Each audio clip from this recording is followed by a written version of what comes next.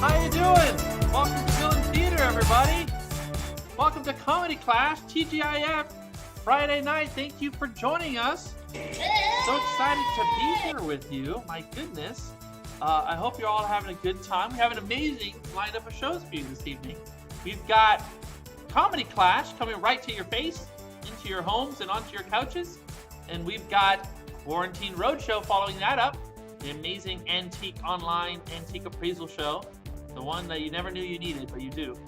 And then tonight we have the world premiere. The Premierio Internacional of Quarencomedia. Quarencomedia? Yeah, sure, that sounds like Spanish to me. An all-Spanish stand-up show for your quarantine pleasure. That sounds great. How are you feeling tonight? Let's find out from our cast of Comedy Clash. Look at all these lovely people. One more beautiful than the next. How are you all feeling? Amazing. Spectacular. Feeling good? You all here? How? What was the most exciting thing you did this week? The air conditioning went out today. Today? And then it miraculously came back right before the show. I was like, thank God. What? It's a August the 14th miracle. I know, it is. Because you know how hot it is and you know how awful it would be doing a show. Can't do it. Yeah, no, it's horrible. You'd be right in the middle of your comedy, pass out from heat stroke. But, yeah, that'd be terrible. But I got air, so all is good. You got air. If not, you had the backup. Mercy would just have a fan. Yeah, I went to the grocery store this week and I actually brought my own bags. You remembered. I always forget. You have saved the world today. I did. One time. Just one time. It's done. Guys, we're going to do an improv show tonight. And that means we're going to get a lot of audience interaction from you, the audience at home. So get your fingers ready to be able to type. And we're going to be reading the chat. We're going to be talking in the chat. Just making the chat a big mess. And when we ask for some suggestions, just put them in there. Like for our first game. Do you know what our first game is, everybody? Yeah. It's press conference. Didn't see that coming. No. Now, press conference is a game where one of our improvisers is going to be improvising a press conference with a subject that you will provide. So, go put something in the comment section that we can play along with. Something for them to do a press conference about. It could be anything. It could be something silly. Mail-in voting. Wow, that's silly. What about there are drop like... boxes at all early voting locations in Miami-Dade. Please take your ballot and just bring it to there. Yes. That sounds good. Yeah, you could just grab your ballot and head on in, right? You don't have to mail it. You don't have to put it in a blue box. You can also do that. You can go on in and they'll give you a new ballot and you can use your old one as a cheat sheet. Works out great. Okay, cool. Oh man, we got a lot of good stuff in here. One of them is definitely my favorite though, so I'm gonna bring us all back. Hey, we're back. I didn't have to ask anybody else to do it. I just did it myself. We're gonna be talking today about a very important subject near and dear to everyone's heart. If you're able to cut yourself in three, then you could be a Neapolitan ice cream, and that's our subject today for our press conference. Jeffrey, you know all about ice cream because you are, in fact, the czar of ice cream. That's right. I think of it as being an ice cream mogul. You know, like a mogul you'd see at a ski resort. It's a pun. It's built. I think I played that SimCity game. That was ice cream mogul. That is, yeah, exactly. With roller coaster mogul and ice cream mogul. Yeah, exactly. All right, well, let's get it started. This is press conference, and take it away, Jeffrey. All right, so everybody, thank you for coming from the press. And lo and behold, we've done some research in the ice cream world, and it turns out that Neapolitan ice cream is named after Napoleon. All right, and we don't like that because it turns out Napoleon was kind of a jerk. So we're renaming any kind of ice cream that's 3 layers. We're just going to call it triple. All right, so simple. It's American. It's it's more fun. Any questions? Any questions? Yeah, Allison, I saw you first. Hi, Allison from Picky Eaters Weekly. Strawberry ice cream is gross, and we would like to know when you're going to take it out. I am okay. I mean, I'm going to hide how offended I am right now. All right. You may think strawberry ice cream is gross, but I know a legion of 4-year-olds that would disagree with you. All right. So I'm not even going to answer that question. Next question, Janellis. Hi, Janellis from Gotham Times. What do you say to people who say that this is an attack on folks with Neapolitan complex? That's a good point. Our shortest customers are some of our biggest customers. That's the old slogan. We're not going to be able to use that slogan anymore. So we're going to have to come up with something new. I'm thinking something. Follow up. Did you know that the word short is a pejorative? I know now. We're progressive as much as we can be at the Ice Cream Institute. So thank you. I'm learning. Let's go next to Stephanie. Yes, Stephanie from Ice Cold. So you're moving away from Napoleon. Is this really a dig to France? Ooh. No, the fact that we moved away from Napoleon is not a dig to France. The fact that we did not go with one of our runner-up names, which was Ménage à Trois, that was a dig to France. We are not using it. It's just not appropriate for that legion of 4-year-olds we mentioned earlier. Morgan. Yes, this is Morgan from the National Enquirer. All of my readers agree that their favorite ice cream flavor is triple chocolate. How are we supposed to distinguish between triple chocolate and now triple in the supermarket? Wow, that you have a well-researched question, Morgan. I appreciate that question.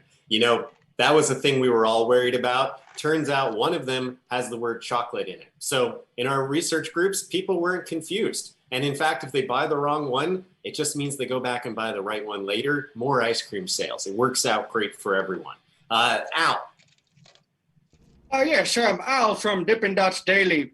The average American is used to, they're used to just commodity and used to the same thing. They're worried if you change the name, what else are you looking to change of our American culture? I'll tell you what we're not changing. We're not changing the future, okay? Dippin' Dots Daily, we don't like your kind here. We don't believe in your fake future of chemical ice cream made into little marbles, okay? So no, we are going to keep ice cream. You are not the future of ice cream. I don't even know how you got in the building. All right. Joseph. Yeah. Joseph from Sports Illustrated. Just wondering, what do you say about the U.S. Olympic Commission suing you over the name triple? They're saying triple jump and triple are far too close of things. Yeah. It's amazing when you're the big dog. You got to keep fighting them down. They just keep coming after us. The Ice Cream Institute is no stranger to lawsuits. I mean, I remember the Count Chocula lawsuit of 97, when they thought they owned the word chocolate. They're not going to win, all right? Ice cream wins at the end of the day. We only have time for one more question. It's going to be Lisa. Lisa Legend, Flavor World. Hey, so you're going to do away with tradition and change flavors and change the name and all this stuff. Well, you know what? Baskin-Robbins is following you, and they're coming up with 4 flavors, quadruple. What do you say to that?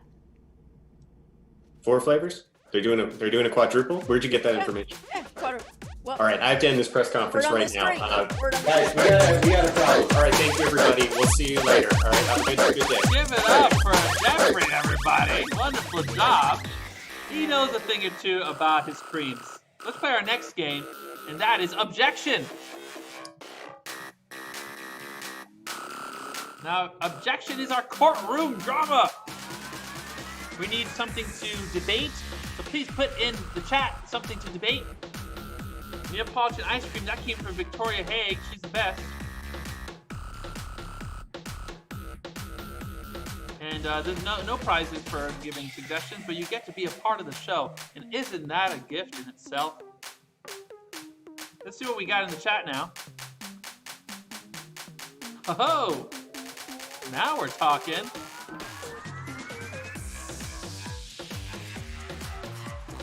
Keep them coming. I want you to blow up the chat with lots of nonsense. 2 different things for us to debate. Ooh.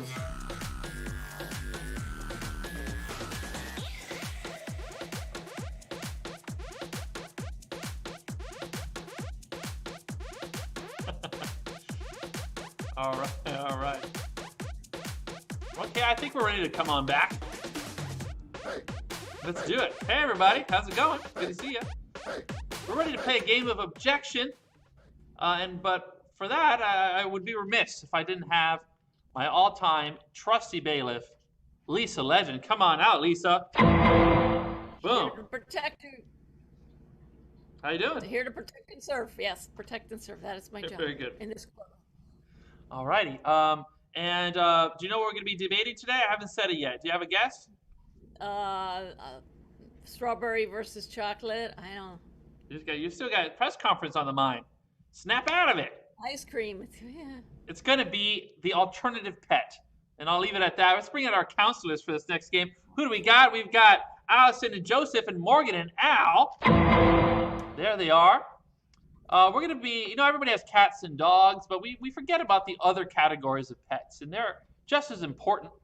So let's talk about rats versus turtles. And I think Allison and Joseph, you'll have turtles. Oh, and boy. Morgan and Al, you'll have rats. I'll also include mice in that, just so it's fair. Okay, and you can do turtles or tortoises. Okay, see that? I'm a good judge. Thank you. I'll say it for myself. You're very fair. And so now, Lisa, I think we got some proceedings to consider. So let's go ahead. Oyez, oyez, the villain. Online court of questionable justice is now in session. Counselors, please raise your right hands. In the case of mice, rats versus turtle, whatever things with shells on them, do you hereby solemnly swear to accept the duties and responsibilities in the resolution of this entirely senseless matter? Say I do. I do. All right then. Members of our online jury, please remain seated, but show some respect for our Judge Peter. Thank you. Thank you. I was here all along. All right. So we're ready to continue. We'll hear our opening arguments. Let's say first for team tortoise/turtle. Take it away, counselors. Turtles. They are my favorite reptile. And I'm not just saying this because it's my opinion. It's honestly a fact. Turtles are some of the most versatile animals in the entire world. I mean, they don't only live in saltwater, they live in freshwater as well. You can go out into the ocean and you can see a sea turtle and it's all hanging out. Or you can go into a lake or a pond and see a little guy like this. Aw, this is Max. He's our turtle. He's about the same age as me. Turtles don't own rats? Give it a few years. You'll lose it. Turtles, they'll stay with you forever. And that's my thing. Thank you. Incredible. I had no idea, though I assumed Allison could have a turtle. It's possible. I'm sure also if I would have given you rat, though, you would have grabbed something. So, all right. So we're ready to move on to the opening arguments for Team Ratoncito. You guys ready to go? We are. All right, we take are. it away. Thank you, Your Honor. Dear jury, let me tell you something. I have a little confession for you. Sometimes when I'm outside in a city and it's kind of dirty and somebody sees a rat, everyone's all grossed out. I always kind of think they're kind of cute. Rats are pretty cute. They got fur, they've got little tails, they skip around like this. And let's see, who knows any movie called Turtle-tooey? Not me. I like Ratatouille. I like all kinds of fluffy animals. I like to snuggle in bed. Do you want to snuggle with a slimy turtle like Councilor McCoy had? Sure, it's cute, but you touch it and it's gross, nasty. Put that back in the bathtub or the pond where it crawled out of. Rats are more evolved and snuggly and cute. I have 2 cats and I constantly think how they just look like slightly bigger rats. It's all the same thing. Vote for the furry, cute rats. It's all about the snuggles in the end. All right, it's time to take things to cross-examination. So I want to get all the counselors out and our bailiff to keep control of everything. Why don't you come out too, Lisa, just in case I get rowdy. Thank you. And let's hear a cross-examination right now of, I guess, rats by turtles. Yes, thank you very much, Judge Peter. Counselor Denny, you said that rats, well, are gross and nasty. That turtles were gross and nasty creatures. But is it not correct that rats are surely responsible for multiple plagues throughout history? They just get a bad rap. It's because they were so cute, people wanted to touch them. They're bad rats, is what they. And now let's hear a cross-examination of turtles by rats. Yeah, Counselor McCoy, you mentioned that turtles stay with you forever and ever, and it's true, turtles can live up to 150 years. I have a simple question. What happens when you die? Oh, it becomes part of your inheritance. Your children will always remember you every time they see that turtle. That's So you right. dump Who your needs a responsibilities house? into You one got a turtle. Okay, I think we're ready to take things to a closing arguments. I want the money.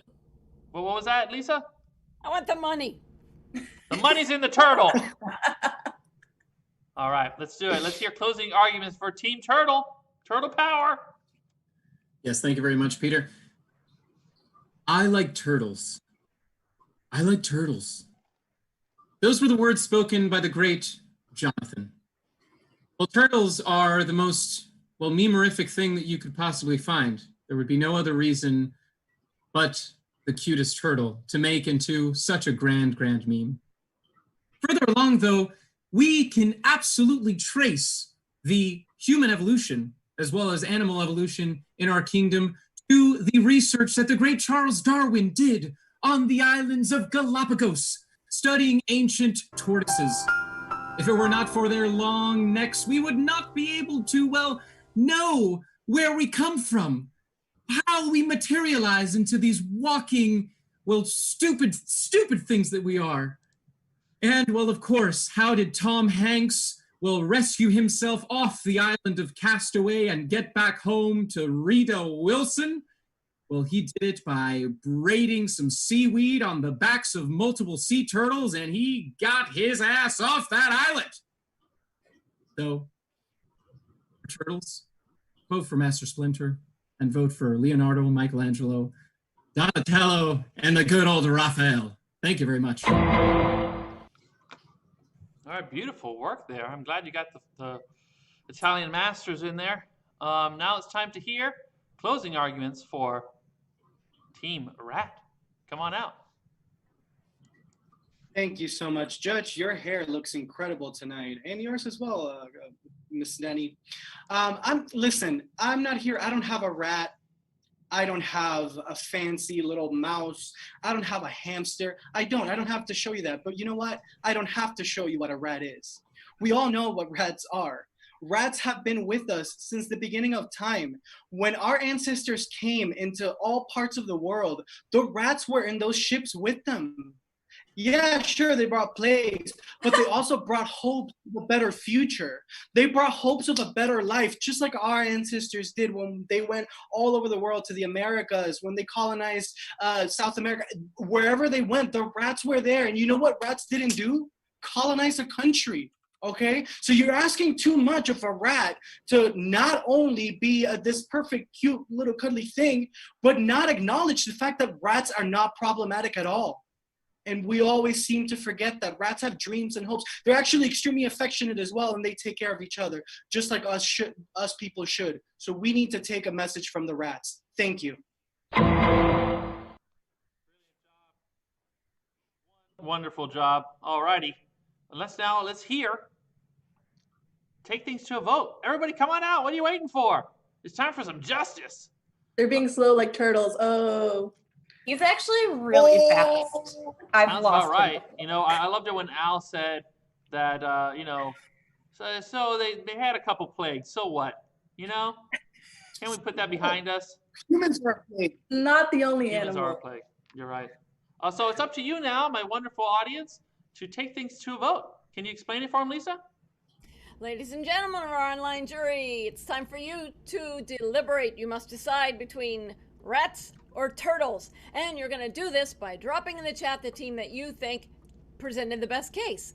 And you will attempt to tip the scales of justice and tell us which team is victorious. I don't know. To me, Judge, it's like it's either salmonella or bubonic plague. That's about right. The But you know Ninja what? Turtles. They are blowing The up in the Ninja chat. Turtles. And believe it or not, Too late. they've chosen rats. Give it up for those cuddly rats, everyone. They didn't mean it, Max. I've lost all faith in humanity. Wash your damn hands. That's all that entire objection was about. Catch something from everything, okay? All right, we're gonna play our next game, which is called Next Slide. Next slide is going to be an improvised presentation by one of our improvisers, and they're going to take a subject that you will provide, our beautiful audience, and they're going to improvise an entire presentation slideshow right off the top of the dome. So put something down in the chat and we'll pick it.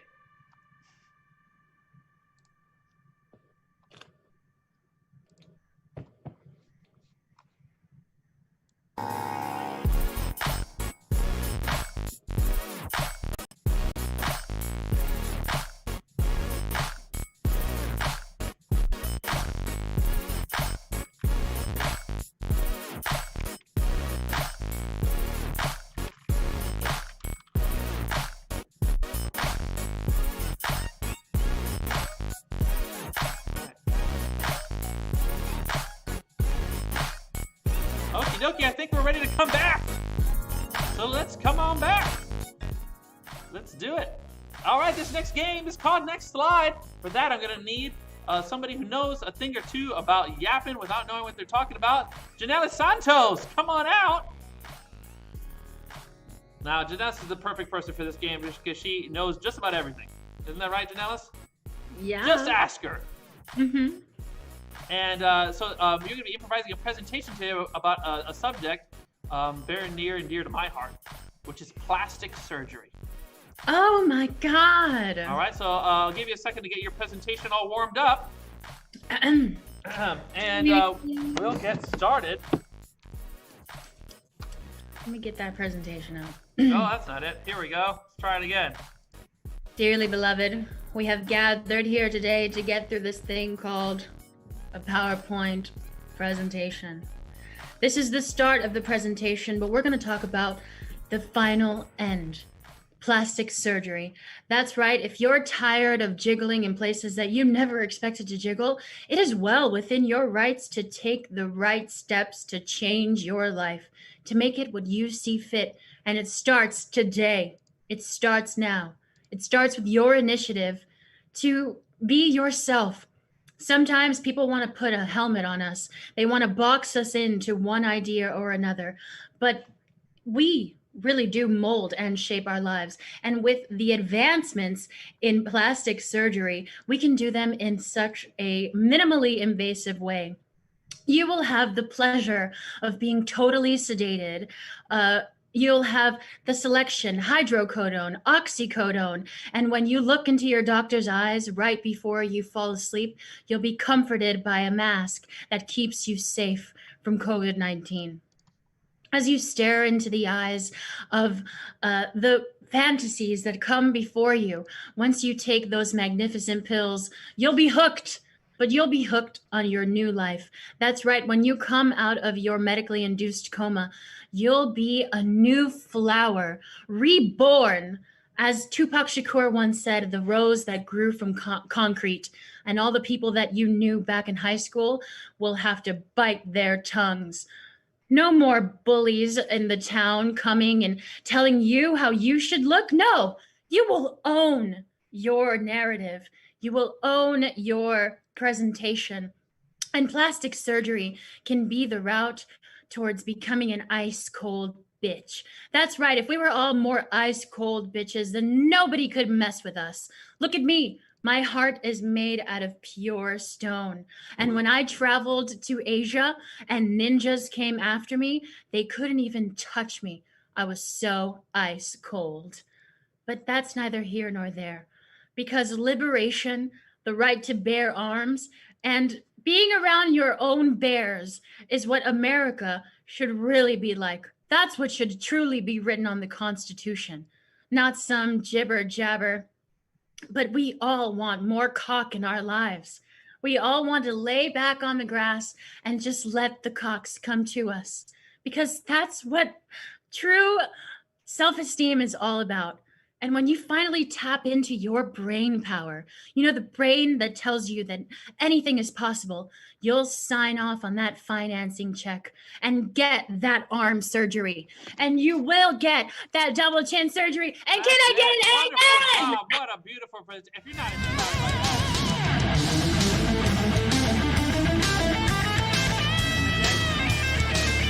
Wonderful job, Janelle. Give her a hand. Like a little. That's all you need. Anymore. We're ready to play our next game. What the hell is that going to be? Oh, that's Sincerely Me. Now, Sincerely Me is a game all about sending messages to each other. We're going to have two different actors sending messages and having a conversation through distance. Yeah, that's right. The lost art of writing. That's what this game's all about. Nothing more exciting than that. So why don't you put it in the chat a suggestion of any old object, and then our actors can be inspired to create their scene.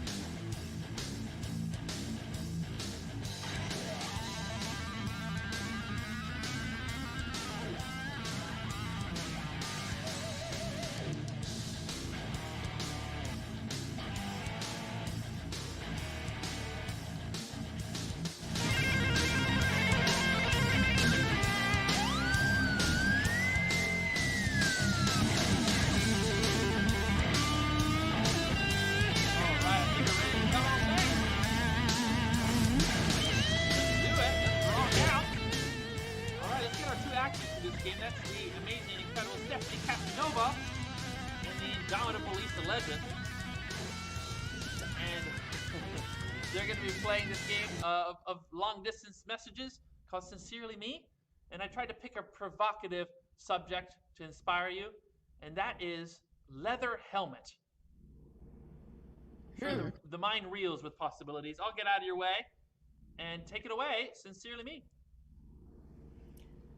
Dear Coach, since the football accident, I am missing football so much. I really miss the team. I can't wait to come back and play and be a star. All I ever wanted to be was a quarterback. Thanks for the opportunity. Looking forward to seeing you soon. Jack. Dear Jack, look, son, I know you got dreams, but this is reality. I need you to work hard. I need you to play hard. And then one day, you're going to make it to the top. For now, you're just going to pass out the water. All right? Love, Coach. Dear Coach, I do not want to pass out the water. If that's how it's going to be, you know what? My life has just gone down the tubes since I got the bashing in the head. I mean, I'm find myself in slum-like conditions. And I need money. I'm going to need some money. I got hurt and you should pay me. So send money soon. Jack. Hey, Jackie boy. Look, we're old pals, huh? You shouldn't be asking for money. We're in this together. I spoke too soon about the water. You're perfectly fine. You could start next week, but there's not going to be any money, Pally, for a while.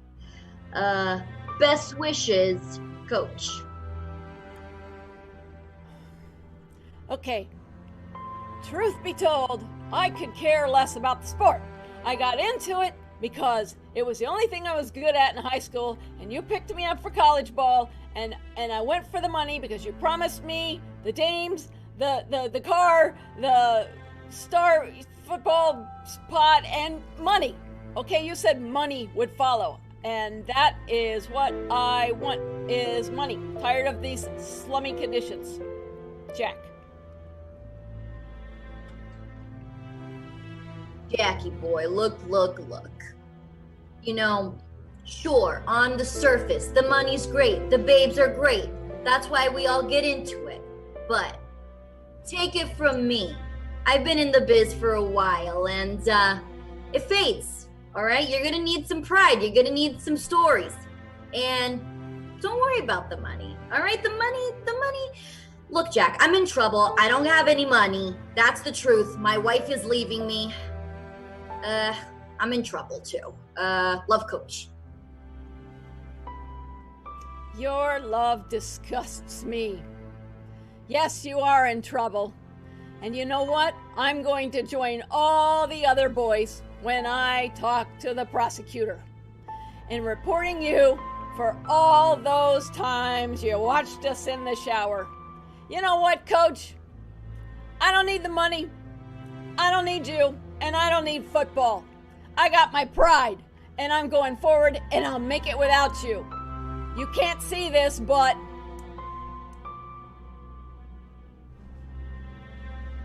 Jack.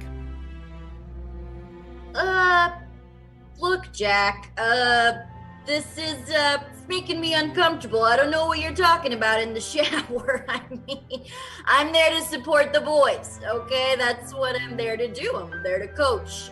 You seem angry. How about I get you a little Kit Kat bar, huh? Is that gonna make it better? How about a Kit Kat bar? That's next slide, everybody. Give it up for these lovely actors. There they are. All right, we're ready to take things to a challenge game. Y'all ready to play? Get your challenge on. This is Try That On for Size. God, and then she came around with her broke ass bitches. Oh my God. Try That On for Size is a improv battle game. That's right, they are going to be battling in the world of pantomime. Trying to pantomime whatever you give them, some gestures that people make. And we're going to pair them up and see who is the greatest. So put them down in the chat. Put your favorite gestures. And listen to Trop Stars, everybody. Square up, bitch, you're nearing your end. I'm a peaceful lady, truly. Just swear you knew me. Swear to God, bitch, I'll handle you cruelly. Destroy your life, then walk away coolly. Damn. I know. You let that bitch know. I had to. I really had All right, let's get our first challengers out here, everybody. That is going to be the incredible Allison and Lisa. Take a minute, chill. Just try to cool it. Hey guys, what's up? Something about to go down if you ain't trying to book it. Going great. I'm gonna kick your ass, Lisa. Ooh, damn. Oh, Damn. it's on. It's on. I feel like you two get paired up a lot. Why do you think that is? I have no clue. No? Do you know, Lisa? I don't know. I couldn't guess. All right. Well, it's a mystery then. Let's figure it out. See. Oh, we got some stuff in the chat to do. Let's see. Oh, wow. You know what? I just want to see this one. The Macarena. Y'all remember the dance craze? Yeah. There it is. It's got to be something like that. Oh, whoa. Hip action. She knows it. All Okay, right. remember, this is a kid's show, all right? So try to keep it together with your hips, okay? Let's try that on for size. Lisa, you're going to start us off. How's that sound? All right. All right, take it away. Just try that on for size. I am doing the Macarena. Try that on for size. Look at my new rings. Try that on for size. I am directing traffic. Try that on for size. I'm cold. Ooh, try that on for size. Watch me shake my hips like Shakira. Try that on for size. I think I have lice, probably. Try that on for size. You can have this one or this one. Try that on for size. Ugh, my back really hurts. Try that on for size. You know what? This bra's too tight. Try that on for size. Get out of here. What are you talking about? You know what? That Allison. was so distracting. Whoever put that suggestion knows I can't chew gum and walk at the same time and dance and think. It's a conspiracy. Damn it. All right, let's get our next two competitors out here. And that is Joseph and Jeffrey. Wonderful job. All right, let's do it. We've got, we'll just keep putting your stuff in the chat, guys. I'll grab stuff. It's fun. Let's see if you guys know how to do the breaststroke. Do you know how to do that? Which one's the breaststroke? I think it's Is it this one or is it this one? it's the one that you're coming up. It's It's a little froggy. yeah. It's a All right, little there we froggy. go. That's what I call it. All right. I'm doing the breaststroke. Try that on for size. I'm exiting a bounce house. Try that on for size. I'm swimming in a world of pussy. Try that on for size. I'm going through a beaded curtain. Try that on for size. I'm pretending to be a whale. Try that on for size. I'm dramatically pushing my way through a crowd. Try that on for size. I'm going in through a giant slip and slide. Try that on for size. I'm headbutting you with my forehead. Try that on for size. I'm being born. Try that on for size. I'm parting the Red Sea. Try that on for size. I'm being a turtle in the Galapagos. Try that on for size. I'm showing you the top of my head. Try that on for size. I'm walking like an Egyptian. Try that on for size. I don't know what I am. I'm out. Oh, no. Joseph is the winner. My goodness. It's a Michael Phelps level shit right there, guys. Wonderful job. I appreciate the commitment. Now go eat 8,000 calories of food immediately. Let's get our next competitors out here. That's Al and Janellis. He needs some milk. It's Brittany, bitch. Those are both your introductions. And Yes. so for this one, we're going to need another gesture. Let's do it. People like the sea of pussy. We do enjoy that. Those catfish out there. All right. Nailing a picture on the wall. Actually, no, Al, you suggested that. Screw you. I didn't see you did that. Cheater. You cheater. Damn it. I like this one from Deepu Girish, swiping on Tinder. Let's try to see what that looks like. I told myself I wouldn't. That's it. You're back on it. Okay, so let's do it. And Janessa, just start us off. Swiping on Tinder. Try that on for size. I'm swiping on Tinder. Try that on for size. I am filing my nail on this nail filer. Try that on for size. I'm conducting a virtual orchestra. Try that on for size. I am arranging my folder of nudes. Try that on for size. I'm dusting off the screen of my phone. Try that on for size. I am using the camera as a mirror. Try that on for size. I'm impersonating my blind mother. Try that on for size. I am trying to put a spell on my phone and turn it into a frog. Try that on for size. I'm signing a Square receipt. Try that on for size. I am FaceTiming my grandma in Uruguay. Hi, Grandma. Try that on for size. I'm teaching my phone how to disco dance. Try that on for size. I just painted my index nail and I'm waiting for it to dry. Try that on for size. I am getting into an argument with somebody on a comment. Try that on for size. I am fucking out.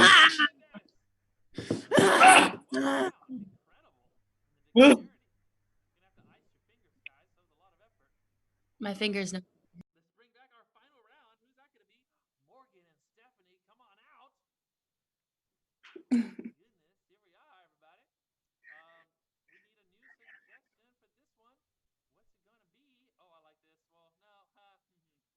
Oh, this is a good one. Opening a fortune cookie. What the hell does that even look like? How do people open fortune cookies? I do like this. I don't know if it's wrong. Okay, all right, let's do that. If it's wrong, I don't want to be right.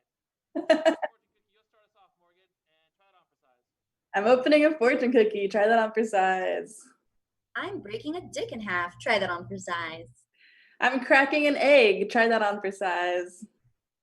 I'm teaching my children how to stretch. Try that on for size. I'm peeling the nail polish off of my thumb. Try that on for size. I'm whining because I don't want to do it. Try that on for size. I'm squirting the sample perfume in the store everywhere. Try that on for size. I'm splitting an Oreo. Try that on for size. I'm tearing apart a huge caterpillar. Try that on for size. I am getting my hands out of those Chinese finger traps. Try that on for size. Yep. Stephanie,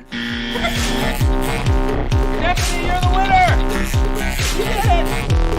Good job! Alrighty, that was Try It On for Size.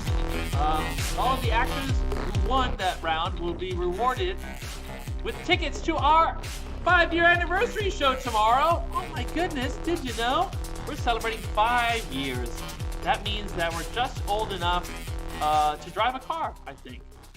So hand over the keys and come here on Saturday, 8 o'clock tomorrow to watch our 5th year anniversary show. We're going to have comedy, movies, stand-up, improv, celebrities, drag, musical theater. Did I mention stand-up? Or there's a lot of it. So come and check that out. It's also going to be a telethon and fundraiser. If you like what we're doing in this theater over there, and you want it to keep on going and find it in your heart to open up your wallets, head over to villaintheater.com or 1-800-funny.com if you don't like to spell. And you donate a little something. Enter yourself in a raffle. You can win some cool stuff. You can help us stay open during this weird quarantine time. So we can bring you live shows in person with probably hazmat suits on. Who knows? We're ready to play our next game, which is called... Oh, let me get ready.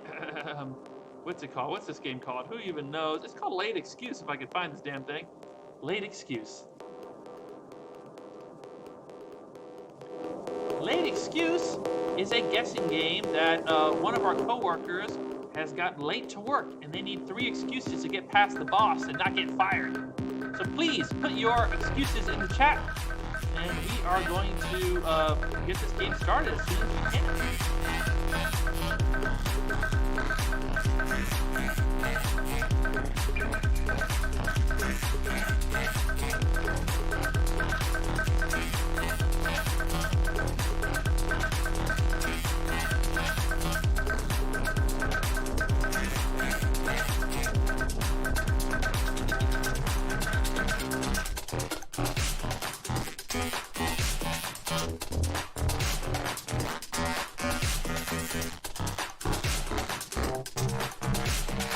All right, let's bring them back. Come on, let's do it.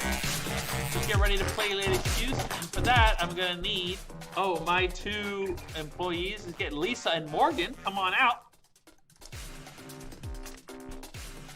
Morgan is our boss, and Lisa is one of the wakers over there. And they're going to be coming up with some excuses for Joseph, who's late to work. So let's start playing around with these suggestions in the chat, see what we got. All right, we got some good ones. We need some crazy excuses. So put them on the chat and we'll start grabbing them. Lisa, have you ever been late to work? Oh, yeah, plenty times. Like, what'd you say, like 3 times? No, more than that. There was a whole episode where I was consistently 20 minutes late and I just couldn't rectify it. I don't know what happened. What happened? I don't know. Was this, can we say during a little bit of the, I'm talking the good old days? Yeah, it probably had to do with good old days. Huh? Yeah. I can only assume. I mean, they know what we're talking about, of course. Yeah, of course. Chewing on like peanuts. Yeah. Yeah, that's what they call it. Crunchy at least pretzels. they used to. Morgan, you have a job? I do have a job. They pay you with money, American currency. Sometimes. All right, and what the other times? What do they do? No, they pay me. They pat you on the back? Yeah. All right, let's see what suggestions we've got so far. Oh, I see we got some good ones. Ooh. Stephanie and Billy, aka GeekToon, blowing up the chat. Gizmo's got some stuff. Don't be shy, everybody. You can throw things into the chat. Have some fun. Some suggestions. I think we got some ones to get started, though. So let's do it. Our first excuse for Joseph is going to be that he got in a fight with a leprechaun. Okay? Leprechaun is a charming miniature folklore creature from the good old Ireland. Let's see another one. Oh, okay. Our next suggestion is going to be that Joseph was picked up by a tornado. Okay. Picked up. That's the word we're looking for. Let's see if we can get a last one.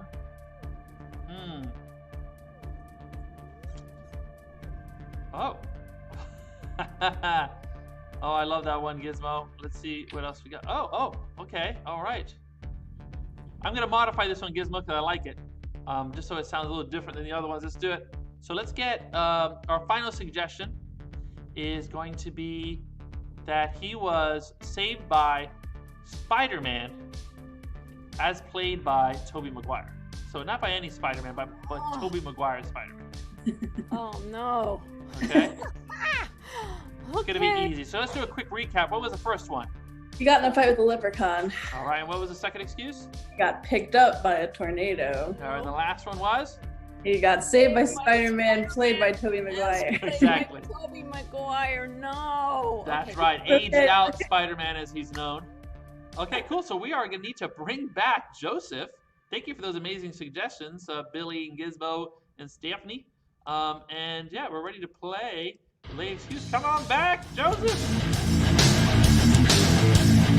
So sales are good. I need to just keep going back to this meeting every hour, every weekday, because we're really busy and you cannot be late or else I might fire you. Like, Joseph, where have you been? I'm so sorry. I'm like FaceTiming you from the bathroom. I just needed to take a breath. It was such a crazy morning. I'm so sorry. I see that. Are you feeling lucky this morning or have you been drinking? I have a huge hangover. I just had a bunch of 7 and 7s at the Palms, and I won like $1,000 on roulette. It was crazy. Oh, okay. Yeah. Well, that's cool, I guess. But you look like what's that black eye? How did you get that? Well, I got into a boxing match with Mike Tyson, and I lost. You don't box. You don't box. I don't believe you. I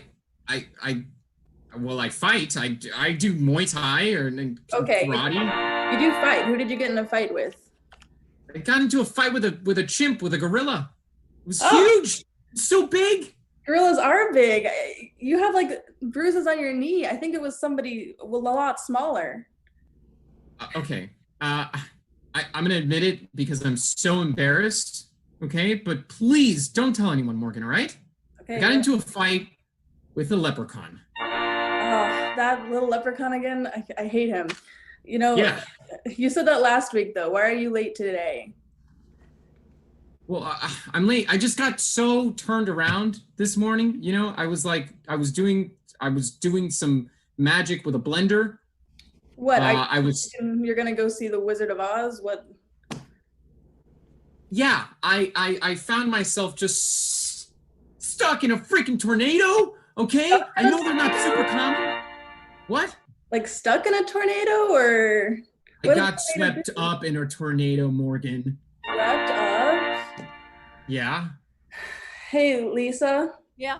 I know this really hot guy that I want to like ask out tonight. Do you have any advice on how to, what's that thing called for lines to tell him if I want him to come home? No, don't use those kind of lines. Don't use those kind of lines. That's so cheesy. No. Right. You know what they say? You can dig at your nose, but you can't dig at your friends. You can put something down, but you can't. Yeah. Right. I'll think about it. Sorry, Joseph. What happened with the tornado? What did it do? Morgan, I'm picking up where you're putting down. All right. I got picked up by a tornado. Wow, that sounds kind of hot, kind of scary. I'm not sure. It was so crazy. It was so crazy. I lost all my hair in the process. I can see that. Insane. But what's your third excuse that's not good enough? Well, I mean, that was my excuse. Okay. All right. I was swinging from a vine like George of the Jungle. Okay. But really, I'm more of a Marvel superhero. And I'll let you know something. I ran into Spider-Man. Oh, really? Yeah. What did Spider-Man do? Well, he just took me along to go ahead and fight crime, and unfortunately, he robbed me of my glasses, and I couldn't get here. Were you in trouble, though? Why else would he have shown up? Well, I lost my glasses, like I said, and he was helping me find them. So he helped you, and he, like, would you call him your savior? Well, sure, yeah. I mean, Spider-Man is my religion, you know? When he shows up, I'm like, wow, he exists! Spider-Man! Lisa, sorry, what are you doing right now? What are you doing? Actually, I was just taking off my my COVID mask. I was taking it off so that you could see the real me with glasses, nerdy, how I really am. Oh, good. Not like another actress, not another person. No, just like. All right, fine. Keep your mask off for now. Okay, thanks. What does Spider-Man do? Who was Spider-Man, Joseph? I need more info. Oh, well, I was just here busy washing my hands because he actually took off his freaking mask, all right? And it was so crazy, and Peter Parker coughed all over me. Oh my God. Right? But Peter Parker, who else was Peter Parker? That's not a real person. Well, Peter Parker is a nerdy pizza delivery boy who got bitten by a radioactive spider. Skip the movie stuff. Who played Peter Parker? Who are you really talking about? Well, if you're talking about the Sam Raimi movie, we're talking here about Tobey Maguire, but he was riding a little Seabiscuit when I saw him earlier. Oh, okay. So Tobey Maguire is the best Spider-Man, I think. So he rescued you, or what's another word? He saved me. Tobey Maguire saved me, okay? He freaking saved me. Wow, that is inspirational. We're going to get back to work now. Incredible job. Oh my gosh, Tobey Maguire. If anybody knows where Tobey Maguire is right now, put it in the chat. I'm sure everybody would love to know if he's doing okay. Sitting on his money. All right, we're ready to play our next game. Our next game is called Dating Profiles.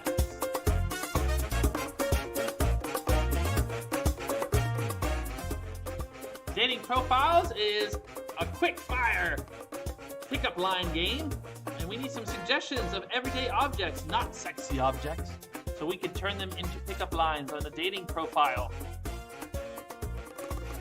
So put them down in the chat, and the actors will attempt to woo me.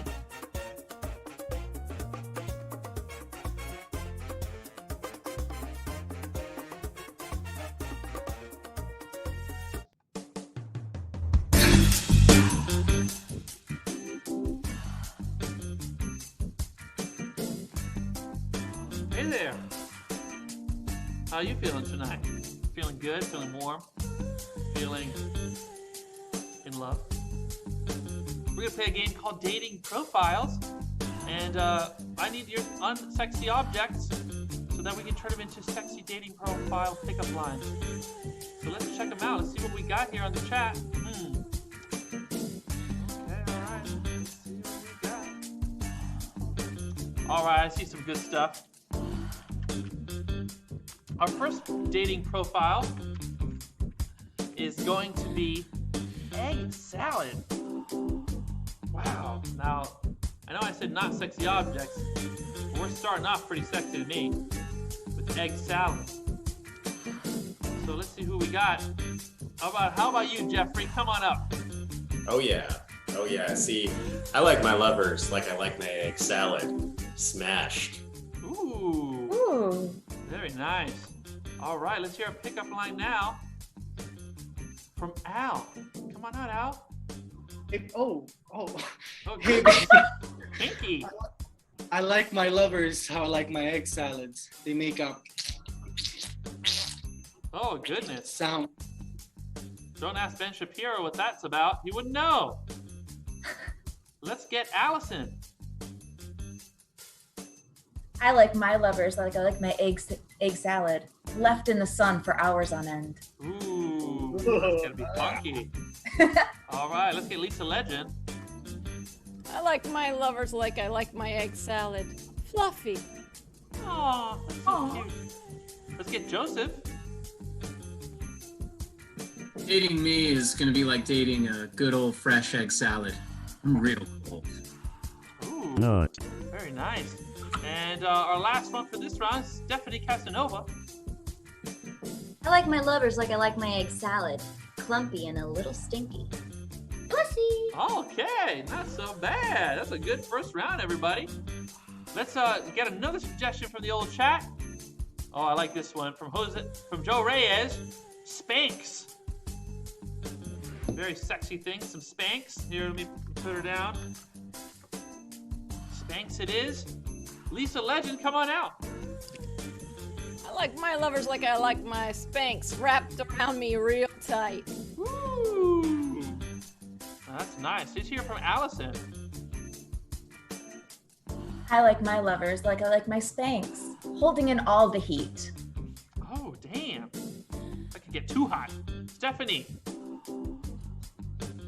Hey, baby, I should call you Spanx because you riding up my thighs. Aye. How about Janela Santos? Hey, baby, are you some Spanx? Because I have generational trauma that makes me want to wear them all the time. Not. All right. Wow, that's a lot to dig through. Maybe we could do some therapy. And finally, for this round, Al. Hey, baby, I like my lovers how I like my Spanx. They keep the butt tight. Pussy. Okay, I love that. Thank you so much, Al. Oh, wow, these things are heating up here, guys. Let's get to our next sexy suggestion. Keep throwing them down in the chat if you like. What's it going to be? Oh, this next one is going to be a bow tie. Bow tie it is. Okay. Okay, bow tie. Lisa, come on out. I like my lovers like I like my bow ties. Classy. Ooh. How about you, Allison? I like my lovers like I like my bow ties, choking me. Hey now. Jeffrey Brenman. I like my lovers a lot like I like my bow ties. Complicated and fancy. Oh, nice. Okay, he's willing to put in that work. Janela Santos, hit me with a red flag. I like my lovers how I like my bow ties, in the closet. Hey, listen. Jeez. Okay, and let's get one final one. Top that one, Stephanie Casanova. Hey, baby, are you a bow tie? Because I want to clip you on real tight. Not. Pussy. Not. All right, that's it, everybody. That is Dating Profiles. I hope you're feeling good. We've got only one game left. Oh my gosh. And that is the amazing Shark Tank. Tank of Sharks.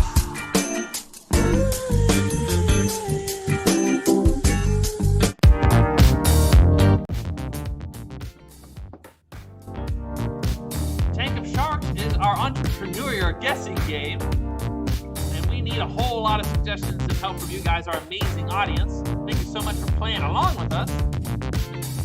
We're going to need a product, feature, a celebrity, a disclaimer, and the name of the product. So go crazy in the chat. And remember, we got a whole lot of shows still coming up.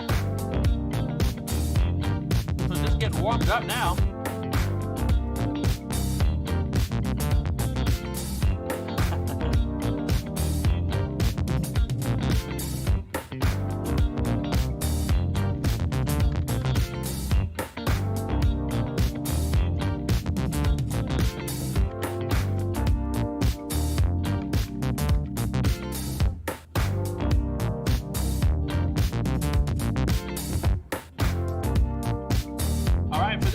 Let's get out our sharks, Jeffrey, Janelis, and Al.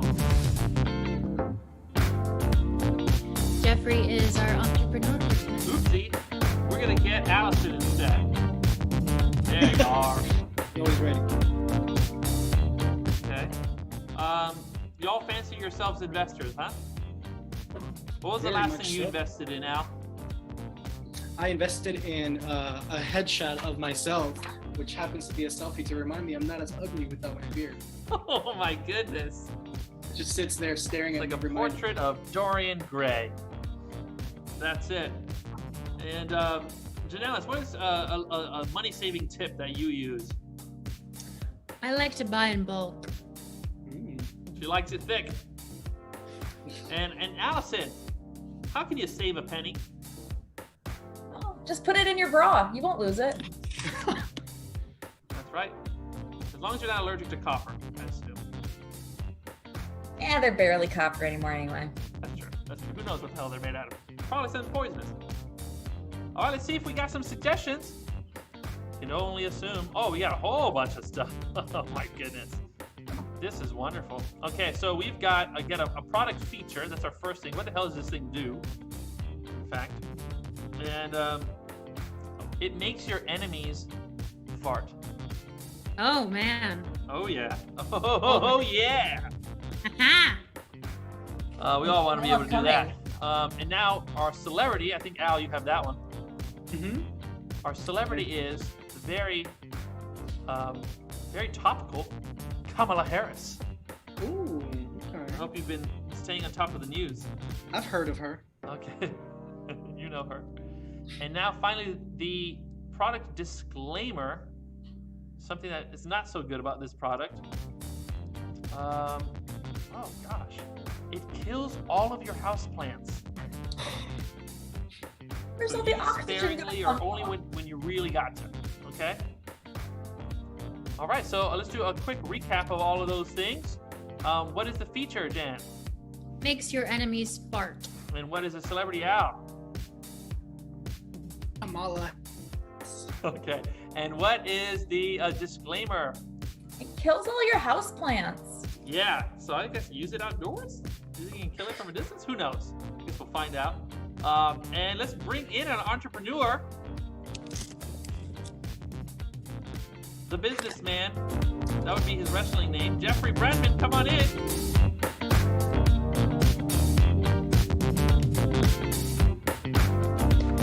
All right. Hello. Hello, hello. Hello, Jeffrey. Thank you for joining us on Shark Tank. I'm going to get you started today. You're going to be talking, of course, about your product that everyone knows very well. The very kitschy name, Kiss My Ass. Ah, yes. Well, Sharks, thank you so much for listening to my presentation.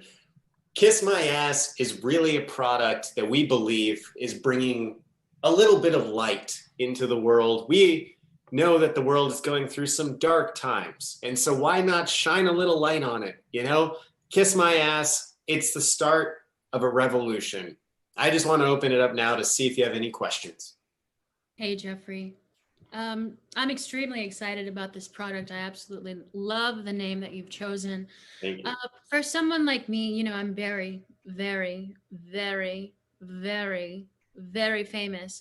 And so I have so many haters, you know. I just wish them ill will. The haters. Yeah, I mean, who doesn't? Who doesn't? There's some people who are on your side, and then there's the other people, you know, your Right.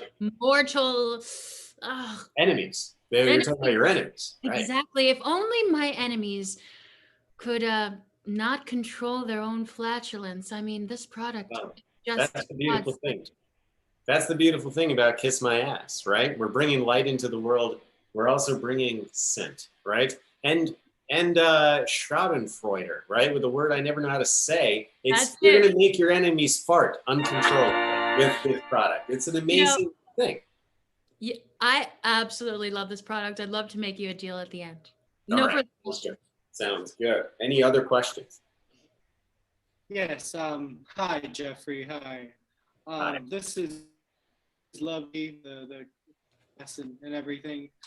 Usually I'm not into politics, but recently this person's been so relevant that I think this could enhance the thought process behind being such a relevant political figure. Yeah, relevant political figure. I mean, we really tried hard to get the new VP nominee, you know, Kamala Harris. It was really a relevant thing we had to find, and it was, we were surprised she said yes. Yeah, I'm surprised. I'm all in. Oh man, I'm glad. I mean, I knew that pick was going to really rile people up, but in a good way, right? Because that's what this product does. It's Kiss My Ass. Any other questions? Yes, I have one. So I do this myself just by pure neglect, but how am I gonna end? There's no more photosynthesis in my house. You're talking about our disclaimer that we have to put on the box. Yeah, well, it does negatively affect plants. That's absolutely true. Your plants won't be able to grow when this product is in use. Well, my plants outside were fine. It's just the ones like in your my house plants. It's all of your house plants that definitely get it. I can live without them. Yeah, but if you use the product outside, it's fine. You know, it's like the opposite of no, yeah, it's the opposite of like the masks, right? So it's kiss my ass. Don't use it inside. That's fine. Your enemies are out there. Okay. I will give you 200,000 for 25%. Ooh, all right. So that puts us at a valuation. I don't know the math in my head, but sounds pretty good. What about you? Anybody else? I will give you 500,000 for 15%. Okay. These people are fools. I've got a deal for you. I'll give you 250,000 for 15% stake and the rights to your image and likeness. I mean, I'm going to say yes to you just because of how many berries you can fit into a sentence. So thank you so much. We've got ourselves a deal. And that's our show, everybody! Put your hands together for the amazing comedy clash! Woo! Yeah! Thank you so much for joining us and playing along. Like I said, we've got a whole lot of show left. We've got Quarantine Roadshow coming up, and then we have the world premiere of Quarencomedia, some Spanish stand-up in Espanol. That's right. Hosted by Al. Hosted by Al? Al, over there. Is he over there? Oh. Al D'Amico. Will it be him? Will it be his headshot? Who knows? Who knows? Tune in. Tune in. That's the only way to find out. Yeah, thank you so much. We all love you. Love you, love you, love you. And we are going to move on to our next show. So stick around, everybody. Thank you. Nice. Bye.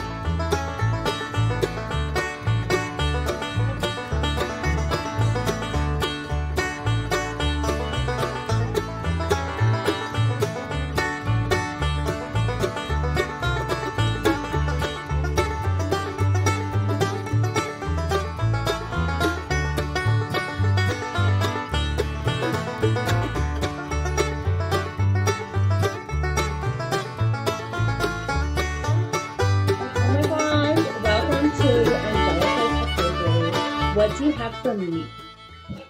Hi, my name is Isabella. I'm greetings from Eastern Europe. I'm not going to be specific in what country I am from, but I'm so happy to be here.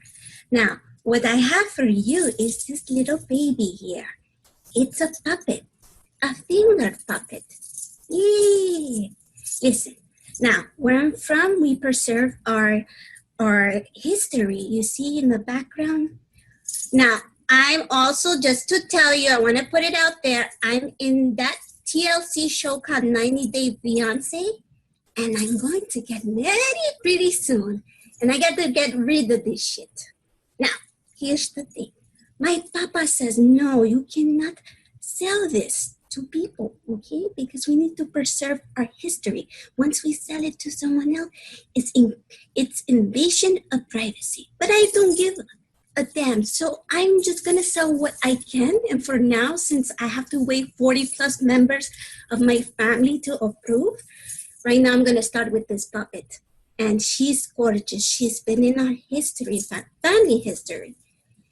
So tell me what you think. Well, first off, I am such a huge fan. Oh, I love that show.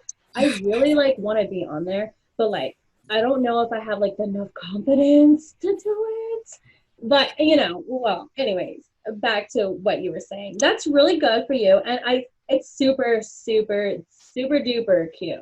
Super duper. Now, wouldn't you feel a little guilty, if your family doesn't want to give away or I guess sell it to humans? Do you want to sell it to like animals? Animals, what they're gonna do with it? Now, the thing about this little thing, she already has a boyfriend, and it's a bird. It's a ghost. I don't know where he's at right now. You see the cage right there? But he already has a companion, and I think it would suit someone who, maybe a baby girl or a family who's into puppets. But it has rich history, and I don't want to give it to a dog. No. For sure. I totally understand. The dog would like ruin it. But here is my other question. Can you do a little puppet show? Do you have time? I just want to see like how it's, it moves, Yes. Her name is Jasnaya. Jasnaya, I heard you was cheating on your boyfriend. No, that's not true. I heard it in rumor mill. It's on TMC. No, you're wrong. What is TMC? Oh, no, don't worry. You'll find out.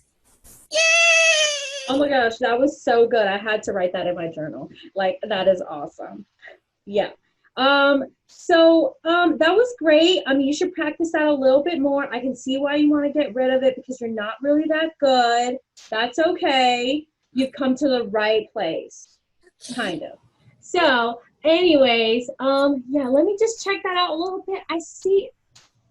Is the stitching coming off? Because nobody wants something that's kind of ruined. No, ma'am, it's perfect condition. Trust me, it's very good. We preserve this very, very good to the T. To the T. Okay. All right. You know what? I think that if you go to like a kids auction, which I'm really sure they have those, I don't know where, but they have to have them. Somebody would probably say something around like $15. $15? Oh no! But wait, I go call her boyfriend. Can you call your boyfriend? Giuseppe, where are you? $15 in America can get you a Happy Meal. There he goes. Now you have a complete set. The ghost that comes, and let me tell you, he's scary. Look at him. He is scary. Okay. Oh my gosh. I'm so insensitive about the situation. You're right. Okay. Maybe with the other one you're throwing in, $22. But that's a maybe. Okay. I'll take it for 22 because I want to get rid of it. But guess what? I'll be back. You see all these stuff here? I'm going to be back and they cost more. You see the gold in here? Yes. You're going to see my face. From what I see, maybe they're worth more. But don't worry, you come back to Angelica. I've got you. Okay.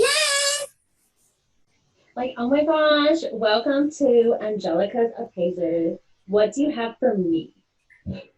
Hi, my name is Isabella. I'm greetings from Eastern Europe. I'm not going to be specific in what country. Wasn't that amazing? The things you can find.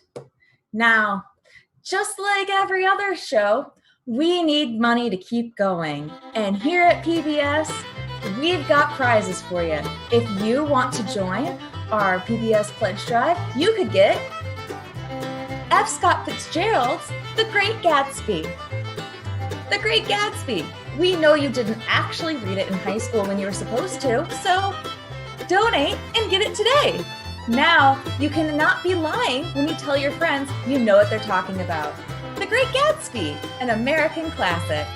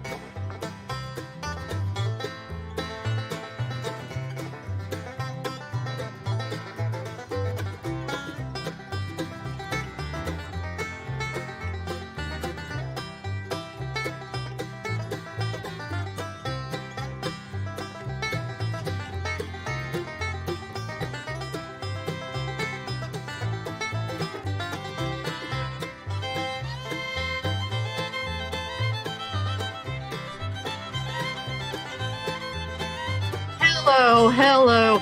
This is the Dr. Ricky from Columbia University, care of Vanderbilt University, who has the pleasure of being in my company today. All right, I didn't know that I was in front of an intellectual. I tip my hat to you. I am Traitor Jose. Didn't you see my turtleneck, son? You are a man of class, I see. I am only a sea dog. Yes. So what have you brought for me today, Mr. Jack Sparrow? I am Traitor Jose. That's insulting. Let me tell you, there's more than one pirate. I want to say that. Now, I bring you the ultimate condiment. You see, I was recently let go of my job, and I was holding off this one thing. That is right. That is the water from the fountain of youth. Chef kiss.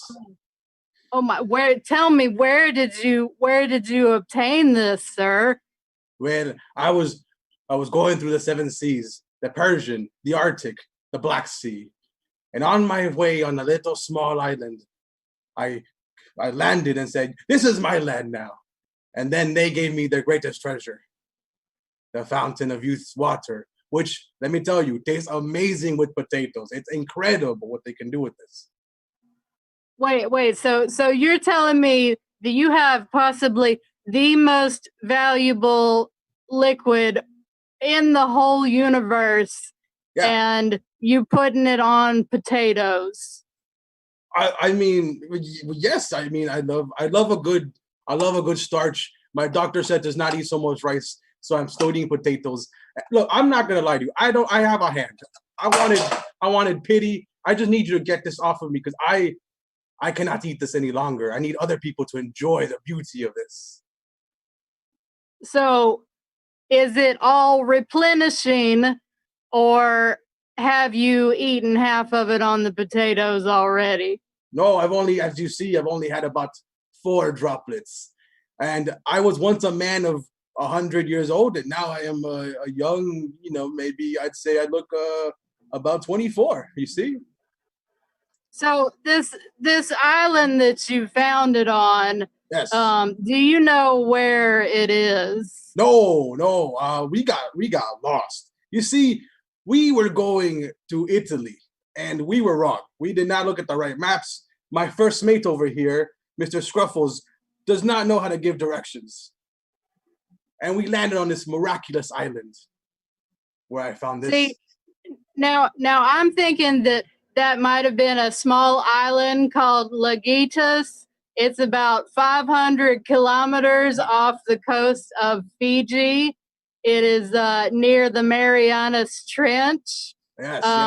It's been told that the Fountain of Youth is on that island. However, that island is covered with man-eating mosquitoes that are the size of dogs. Did you experience any of that while you were on the island? I did. I lost all of my mates. Yes. Traitor Giotto, Traitor Joe himself, the most famous, rest in peace, my fallen brother. He has fallen. I was the only one who would make it alive, you see. I befriended the locals, a man named David. David, yes. The David that has been written about in all of the holy books across all religions. You got it. He is the one. Oh my, I thought you were pulling a prank on me at first because you doing some Pirates of the Caribbean cosplay. No, no cosplay. I like this. I'm a real adventurer and explorer. Okay, thank you. I think this is the real thing, and frankly, that is priceless. Yeah, priceless. Okay. But anything can be bought. So I would probably put a price on that of $800 to $900 million, maybe $1 billion if you get Elon Musk and Kanye West bidding against each other.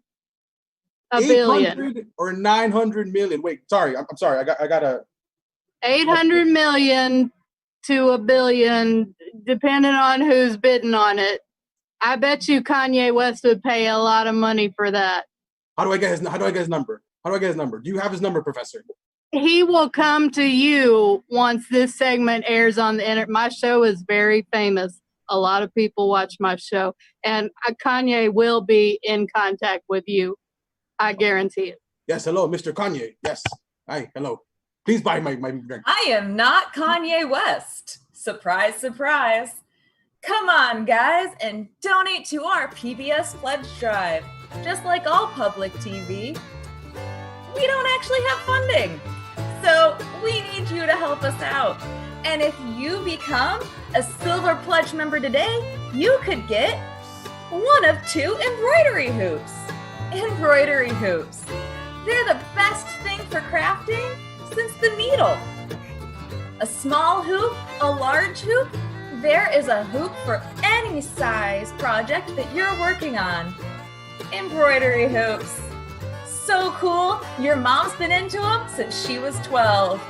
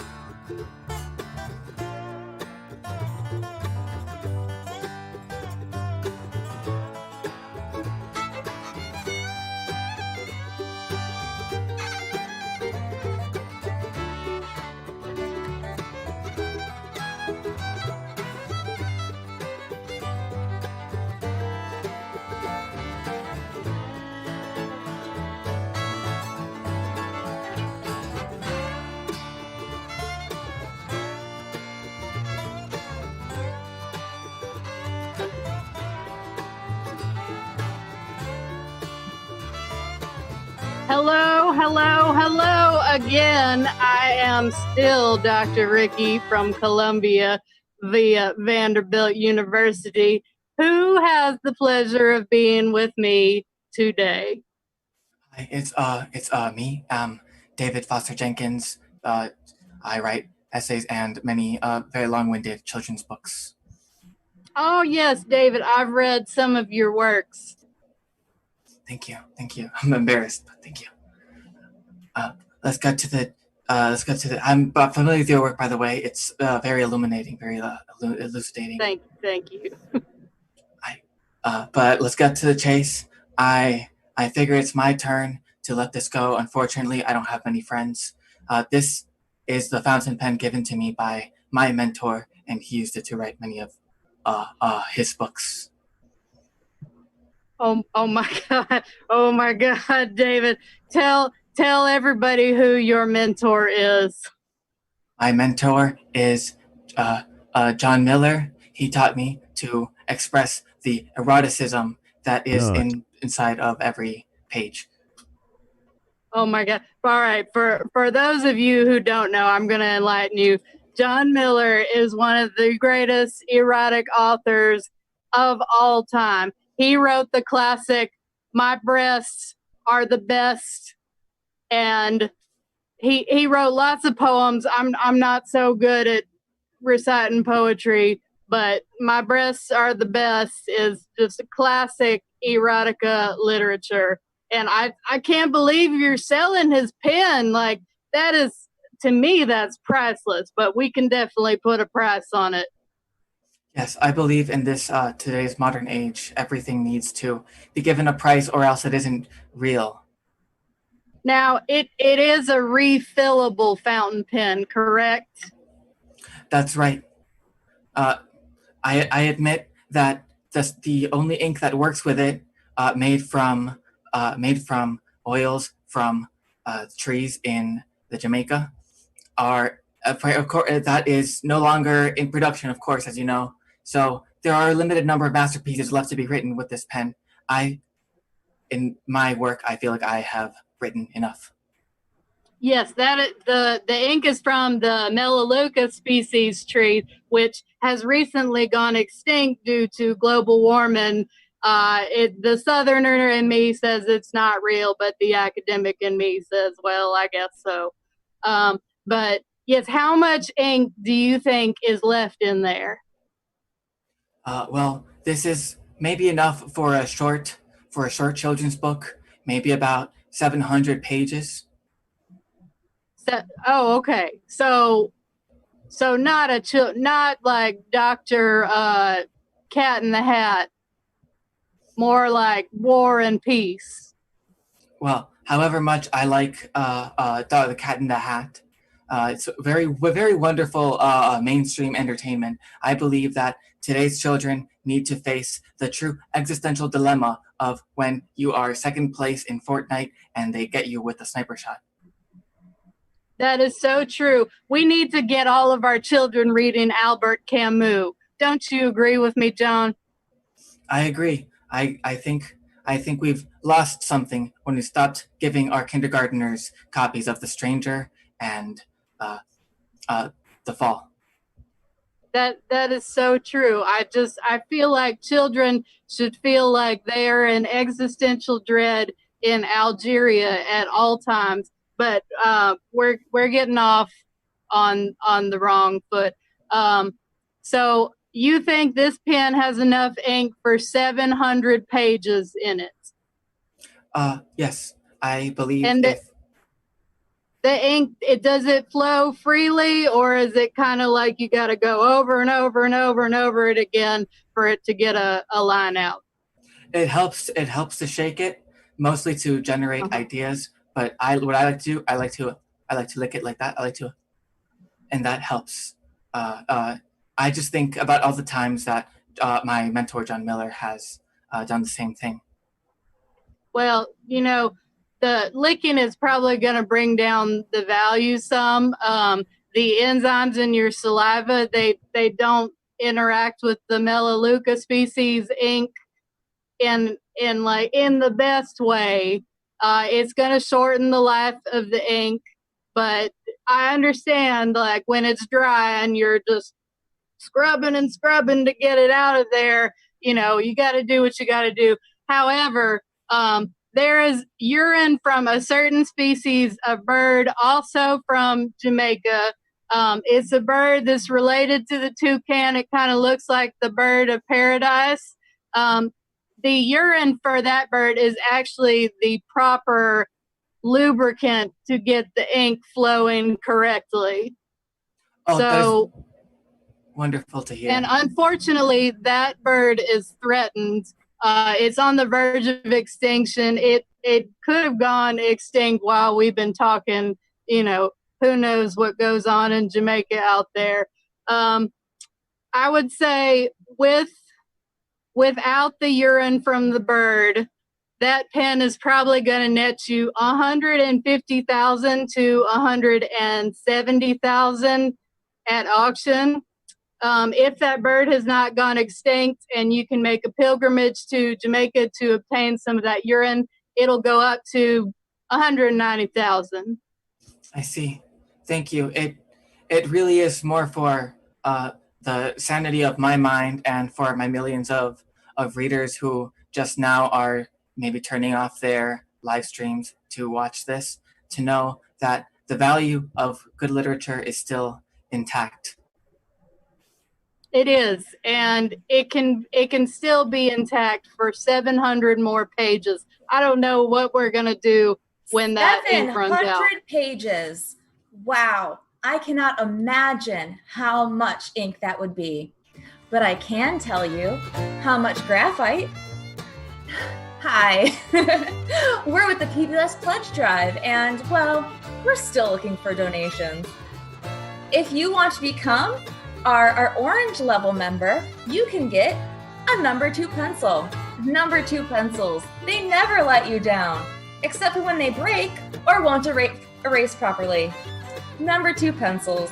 Though they're always a classic.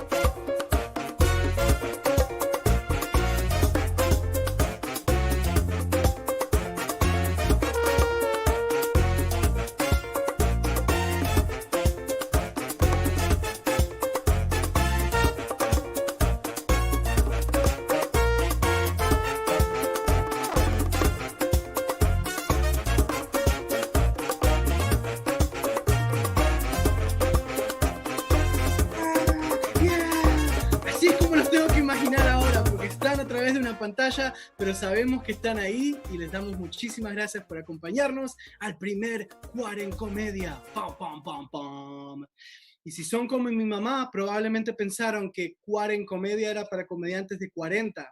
Pero no, este show es para todos. Literalmente, cuando le dije, el show se llama Quarencomedia, me quedan mirando, ok, porque cada vez que yo cumplo un año, significa que mi mamá también está poniéndose más. No voy a usar la palabra con V, porque sé que me está mirando, y si llego a usar esa palabra con relación a ella, no le veré el final. Así que vamos a dejar eso ahí. Tenemos un show planeado con muchísimos comediantes de toda Latinoamérica y el Caribe. Algunos viven acá en Estados Unidos, como yo, pero otros viven en Latinoamérica y los van a poder conocer en un ratito. Pero primero vamos a hablar sobre mí. Mi nombre es Al, aunque cuando voy creciendo me doy cuenta que mi nombre depende de quién me esté hablando. Al es corto de Álvaro, es el nombre que me dieron cuando nací. Es muy cosa como de latino y de muchas culturas, de poner el mismo nombre del hijo primogénico al padre. No me pregunten por qué, tal vez es por si papá se va, queda el hijito con el nombre de él, no sé, por suerte no tuve esa experiencia. Pero cuando me refiero a que es intercambiable, es que depende de quién me esté hablando, es el nombre que van a usar. Tengo una familia latina gigantesca por lado de mi mamá, como 800 miembros más o menos, y cada uno tiene un nombre diferente para mí, no les miento.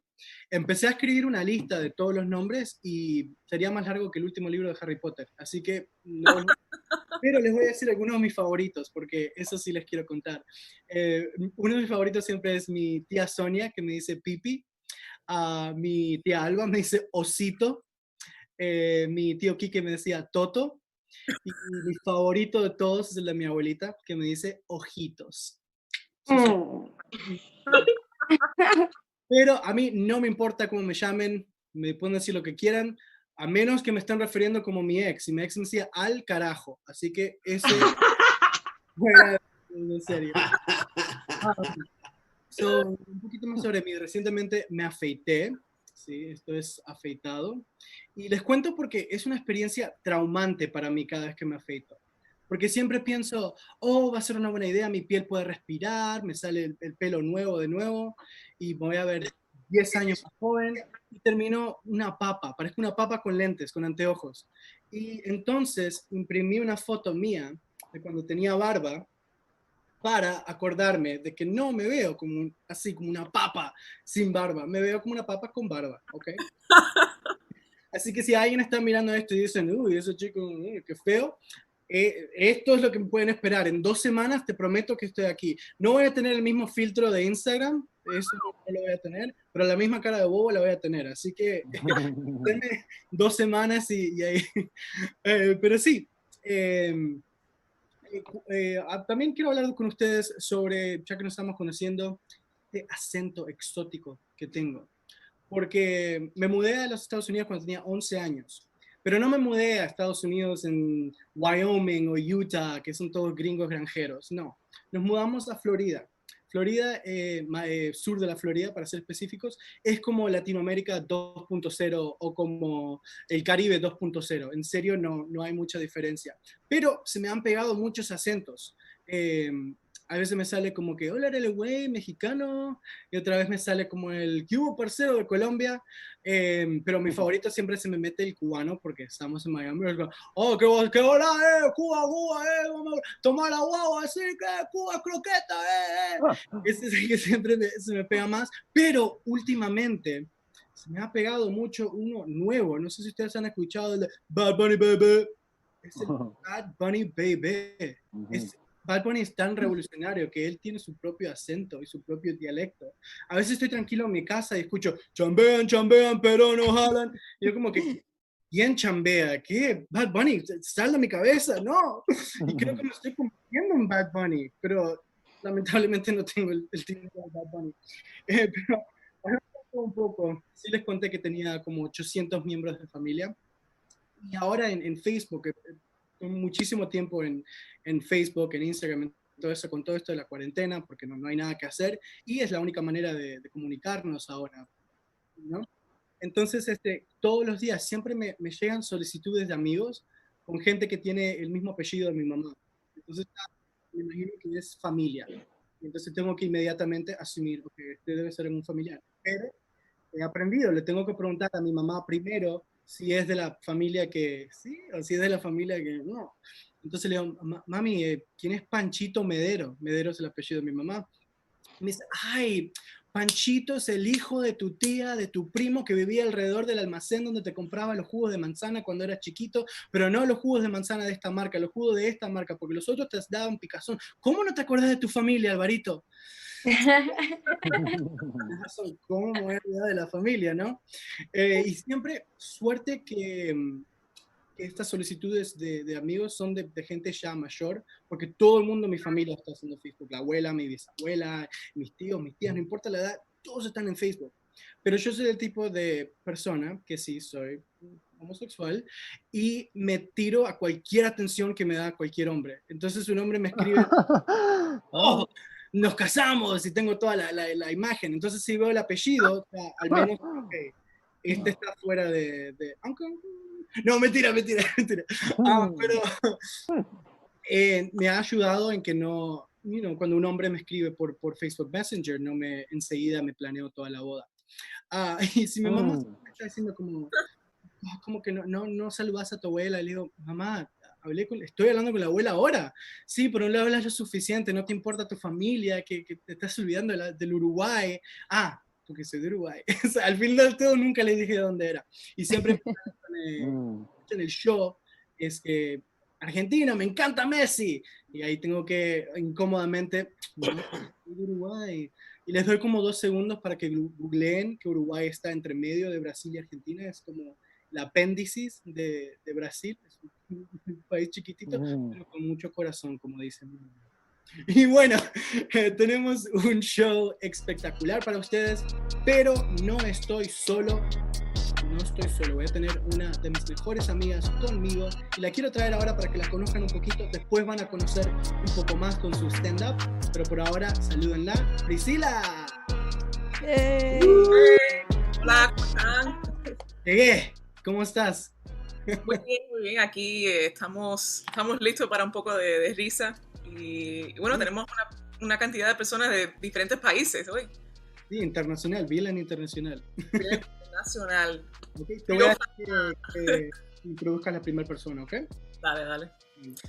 Bueno, nuestro siguiente comediante, ella es de Lima, Perú, y le gusta viajar, pero me dijo que hoy, como estamos en el medio de la pandemia, cambió su vuelo por sus platos.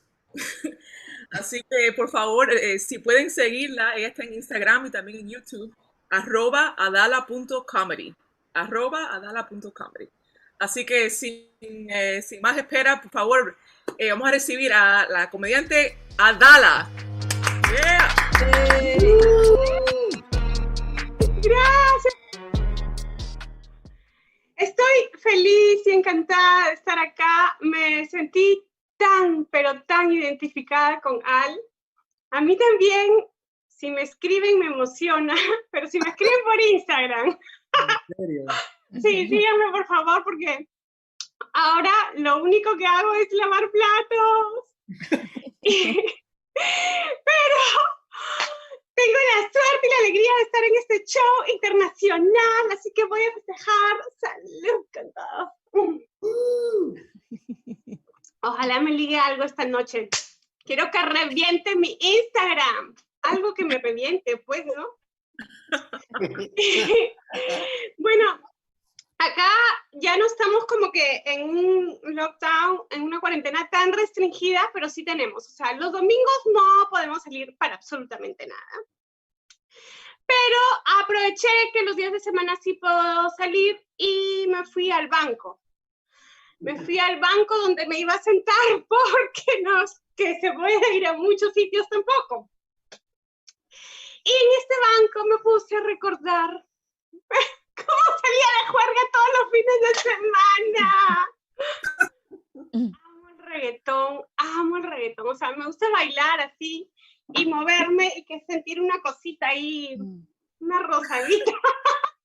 Dependiendo. Si está si está cuero el pata, por acá en Perú decimos, acá en Perú Salén decimos, si está cuero, un cuero es como que una persona, un cuero, pues.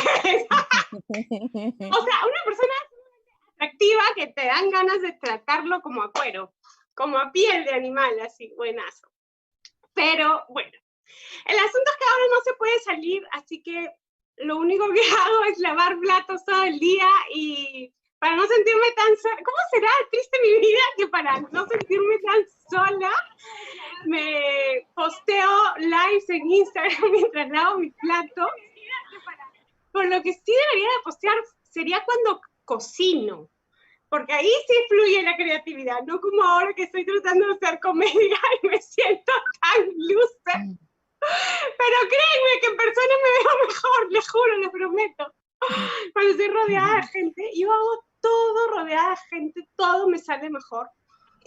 Por ejemplo, cuando yo invito a mis amigos a comer a mi casa, les preparo una lasaña 7 colores. Pero cuando estoy sola y no me fluye la creatividad, solo me frío un huevo, no 2, 1. Un solo huevito. Pero eso sí, cuando mis amigos vienen y comen así riquísimo, porque yo les hago todo rico. Por mí me gusta hacer todo rico. Todo, pero todo rico. Entonces, eso, lo que mejor hago es convencerlos de que me laven los platos. Pero bueno, ya pronto vendrá la vacuna. Ya empezaron a sacar las vacunas. Digamos, todavía no la venden que yo sepa, ¿no? Pero voy a ir juntando para comprármela porque quiero viajar. Quiero viajar porque me gustan los chicos. No son del Perú. Yo soy, no sé si les dije, estoy en Lima. Una época viví en Miami, más específicamente en Kendallsuyo. Porque ¿dónde más iba a vivir? Bueno. ¿Qué les puedo decir? Yo les conté que me fui al banco, que no me gustan los peruanos, pero es porque yo una vez estuve casada con uno. Y no, de verdad que no se los deseo ni a mi peor enemiga. Pero digamos que en verano sí me pongo piqui, ¿ya? Trato de cuidarme, ponerme bonita, me compro el bikinito, la faja. Y en verano es más fácil salir de pesca. ¿Me entiendes, no? Salir de pesca. Pero en invierno se me hace tan difícil que aceptaría a mi ex marido de regreso. O sea, ¿cómo será mi vida? Cuarentena, qué idioteces que estoy pensando ahora. El que me decía con tanto cariño que él me decía, bipolar de mierda. Pero juro que lo amé cuando me lavaba la ropa. Y ustedes creen que porque soy una latina ardiente, sé hablar el idioma internacional del amor, y porque estaba casada con un latino, se suponía que iba a ser feliz, ¿me entiendes? Feliz en la cama. Pero eso dura muy poquito. Es un hombre que te lava los platos, que te lava la ropa. ¡Ay, Dios mío! Eso es amor puro. Eso sí valoro grandemente. Así que si alguno quiere ser muy, pero muy, muy valorado, pero muy, muy valorado, escríbanme en mi Instagram, me encuentran como adala.comedy, adala.comedy. Y ahora que ya me voy, quiero agradecer, estoy tan feliz de estar en este show y quédense porque todos los comediantes que vienen son buenísimos y hay uno que está súper cuero. ¡Hey! ¡Bravo! Gracias, Adala. Gracias, muchas gracias. Qué divertido. Sí, la pandemia nos tiene haciendo cosas muy raras a veces. Pero bueno, la siguiente comediante, ella vive en California, pero es de Union City, New Jersey, de Nueva Jersey, y los padres de ella son cubanos. Así que por favor vamos a introducir a Jan Pérez. ¡Woo! Hola, ¿qué tal? ¿Cómo anda todo el mundo por allá? Bueno, yo llevo aquí ya 7 años en California, pero yo soy de Nueva Jersey y el otro día me dio un deseo, pero un deseo grande de comerme un sándwich cubano. Y bueno, aquí lo que hay es taco. Aquí es Taco Tuesday, Taco Tuesday. Todos los días aquí taco con los mexicanos aquí, ¿no? No sabe nada de sándwich cubano. Y bueno, como me tenía las ganas, déjame pretender como si yo hubiera estado en Nueva Jersey comiéndome un sándwich del único en Peggy Line. Y ordené el sándwich. Y cuando me llegó el sándwich, esta gente no sabe nada. El pepinillo al lado como si fuera la otra mujer. El pepinillo no es la otra mujer. Ella va para adentro, ella es la mujer de la casa. Ella va recadito con el pernil y el queso. Eso no es un sándwich cubano. Eso es un sándwich con un lado de pepinillo. Eso es una mierda. Eso no es. Bueno, me la comí porque hay hambre en Cuba y se tiene que comer, así que. Bueno, déjame hablar de mi abuelo un poco. Mi abuelo, él, cuando ve el televisor, él le contesta al televisor. Le ve la noticia y le contesta al noticiero. Ah, sí, cómo no, porque son desgraciados, ese coño, ¿cómo se puede hacer esto? Él siempre está, él no te deja ver nada del televisor. Y olvídate de una película. Si tú quieres ver una película, él te dice el fin de la película, porque él sabe de todo y se ve de todo. Le llaman a mi abuelo, le llaman a mi abuelo la casa de Dios. Tú sabes, la casa de mi abuela le llaman la casa de Dios porque él ha traído tantos cubanos acá y todos pasan por la casa de Dios. Así que hay como 20 cubanos han pasado de acá y él ha traído como 20 cubanos por acá y tiene que todo el mundo pasar por la casa de Dios. En mi casa, en la casa de mis abuelos, teníamos un loro. Y ese loro, ella era hembra. Y ella sabía decir de todo. Y decía, fresca. Y actuaba como y decía, fresca. Y se reía. Y se reía de todo. Y después, y hasta se ponía como un perro, guau. Y decía, fresca, guau. Y todo eso. Pero ella era tremenda y si ella te cogía y te mordía, te sacaba sangre, pero de verdad te sacaba sangre. Y yo tenía creo que como 16, 15 años, no sé qué, y yo media boba, porque aunque bailo, yo soy boba y me tropiezo y de todo. El loro estaba atrás de mí y yo corriendo y para aquí y para acá y ella por todos lados, y fresca, hasta el fin que me di con la puerta y me abrió la boca. Se me abrió todo, sangre de todo. Ese verano sí tuve bemba colorada. Yo también como bailo, yo tenía en la universidad, tenía un clase de ballet y el maestro era un maestro, un hombre enseñando clase de ballet, pero él era medio puerco. Tú sabes que los hombres son puercos. Y nosotros estábamos haciendo los ejercicios, tú sabes, en la barra y de ballet. Y este puerco de mierda, si él no te gustaba a ti, él venía a tu lado y se tiraba un peo así, ahí al lado de ti, y te daba la corrección. Entonces tú estás y te daba unas ganas, mira, coño, me voy a abrir la pierna bien abierta aquí para que de verdad huele un peo, porque coño, él siempre estaba eso con los peos. Mi abuela, ella siempre quiere que yo me mudo para atrás, para Nueva Jersey. Siempre me está preguntando, mija, ¿cuándo te vas a mudar para atrás? ¿Cuándo vas a regresar a Nueva Jersey? Yo le digo, abuela, no me voy a regresar. Ya yo he hecho mi vida aquí. Tengo un apartamento, el precio bueno. Nunca me voy a ir de aquí. ¿Para qué? Entonces dice, no, mija, ojalá si te mudes para atrás a Nueva Jersey, te encuentras un hispano bueno y te casas y tenga tu familia. Digo, bueno, abuela, ¿no te recuerdas? Yo traté de hacer eso la última vez, pero se acabó en divorcio. ¿No te recuerdas? Entonces ella dice, mija, te vas a quedar vieja sola y con canas en el bollo. ¿Tú puedes creer eso? Ella cree que yo me voy a poner vieja. La vieja es ella.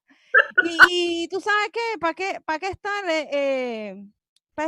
estar mal acompañada? Vaya. Yo estoy viviendo mi vida soltera y no tengo problema. Déjame decirte un poco de un tío mío que se llama, yo tengo un tío y su nombre es Tortuga. Todo el mundo lo llama Tortuga porque es medio, tú sabes, despacio. No sabe, no sabe jugar, no está jugando con todas las cartas en el, tú sabes. Le falta algo. Y bueno, él vive con mi abuela todavía, que le corta el bistec y de todo eso, y le hace de todo. Y él me confesó a mí, me dijo a mí, que él está enamorado que está con 2 mujeres, que tiene 2 mujeres de novia. Digo, ¿cómo este vago, tíos, y tan lento, cómo él tiene la energía para estar con 2 mujeres? Yo no entiendo eso. Él tiene dos más relaciones que yo no ni tengo un novio ni nada. Este loco vago de mierda ahí tiene 2 mujeres. ¿Cómo se pasa eso? Yo no sé. ¿Tú no te has dado de cuenta en esta cuarentena que todo el mundo anda con chancleta por la calle?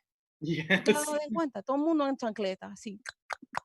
Ese sonido para mí es el sonido que te van a dar una paliza. Es como mi abuelo, coño, ahí.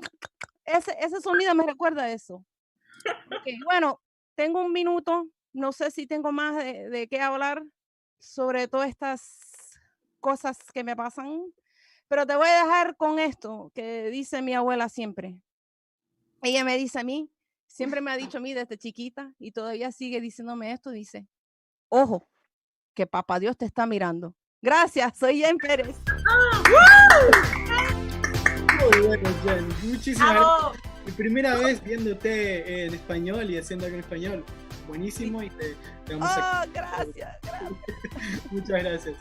Bueno, y ahora la conocieron por un ratito antes, pero ahora la van a escuchar y conocerla mucho más. Es una de mis mejores amigas, es la directora de música en Villain Theater, es directora de música para celebridades en Miami. Hello.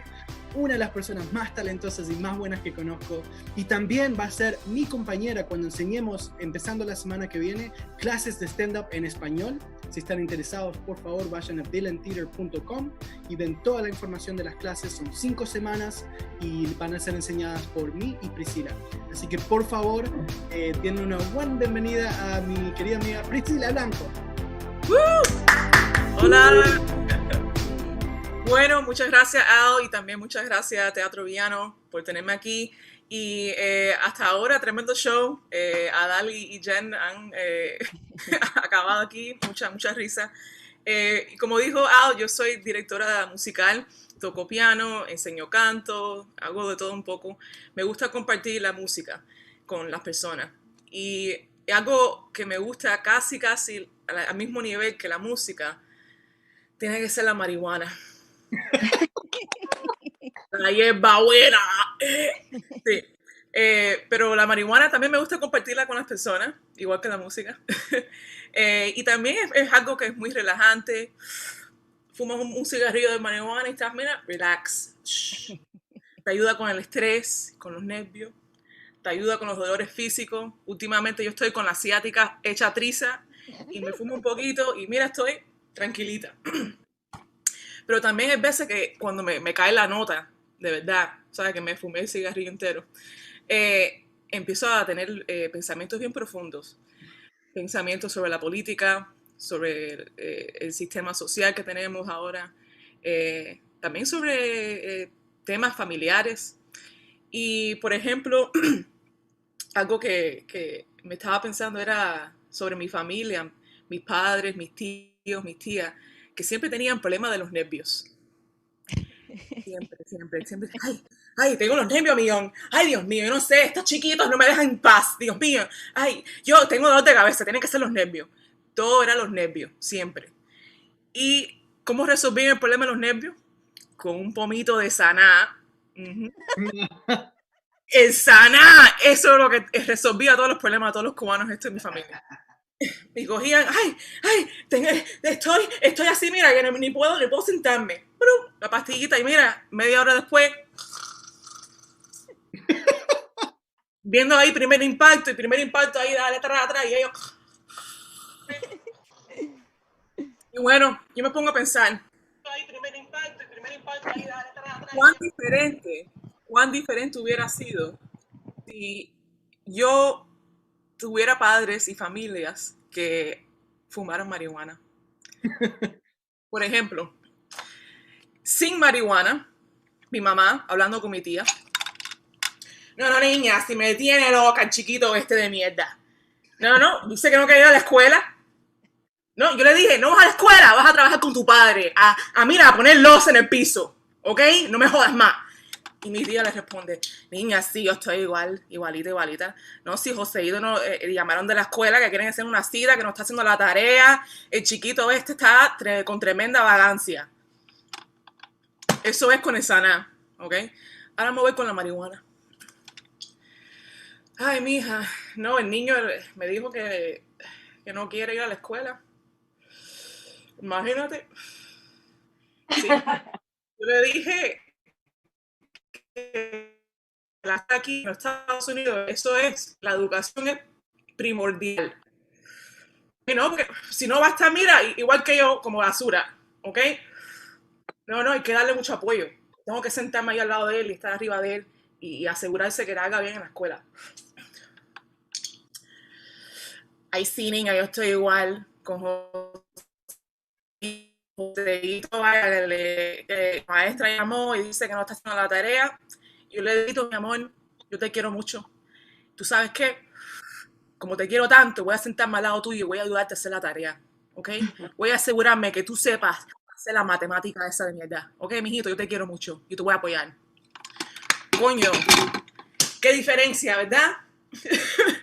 y me pongo a pensar, si ellos tuvieran esa información, que la marihuana nos ayuda a calmarnos, nos ayuda a ver lo positivo en la situación, no tuviéramos el trauma del país comunista que tenemos arriba nosotros. Pero bueno, arriba del trauma comunista también tengo trauma de ser testigo de Jehová. Yo nací como testigo de Jehová, no soy testigo de Jehová ya, pero tengo mucha familia que todavía es testigo. Y yo no creo que yo nunca era testigo, en realidad. No me sentía muy fuera de lugar. Yo en la escuela no estaba supuesta, no podía celebrar el cumpleaños, no podíamos celebrar las crismas ni nada de eso. Pero yo, a mí no me gustaba mucho la música. Yo cuando había un cumpleaños en la clase, yo estaba, Happy birthday to you, happy birthday. No estoy cantando, no. Pero me comí el cake, a mí no me importaba. Cuando habían shows de Christmas, yo me sentaba ahí y escuchaba todas las canciones. Y mira, aunque yo no cantaba, me las sabía todas.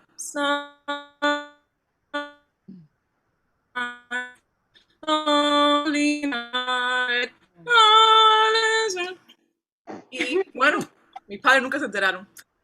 Arriba de eso me gustaban mucho las novelas. Y las novelas para los testigos de Jehová es algo que no se debe ver. ¿Por qué? Porque están llenas de fornicación, de adulterio, de violencia, de descaro. Y había una novela específica que me gustaba mucho, se llamaba La Usurpadora. Yes. That's a good one. La protagonista se llamaba Gabriela Spanik, la actriz Gabriela Spanik, que a mí me encantaba mucho. Y yo veía la novela, I'm like, oh my God, qué bonita, Dios mío, no puedo creerlo. Y, ¿sabes? Al uno crecer y se da dando cuenta de las cosas, es que soy lesbiana, caballero. Claro. Entonces, coño, si yo le hubiera dicho a mis padres cuando estaban vivos, porque mi papá falleció cuando yo tenía 22 y mi mamá falleció cuando yo tenía 12, pero si yo le hubiera dicho a ellos que era lesbiana, los nervios se lo hubieran, roto por completo. y failed, complete, error. Pero con la marihuana, mi mamá seguro me hubiera dicho, mija, si yo no estuviera casada con tu papá, seguro fuera lesbiana también. Ese es mi tiempo, señoras y señores. Gracias. Yeah. Yo dije que Priscila es la mejor.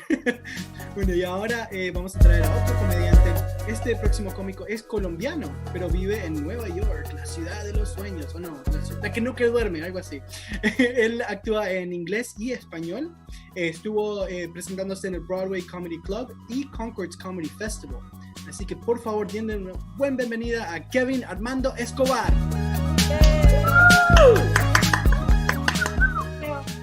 Ay, buenas, perdón que estoy en vacaciones, estoy en Miami, porque coronavirus no es de verdad.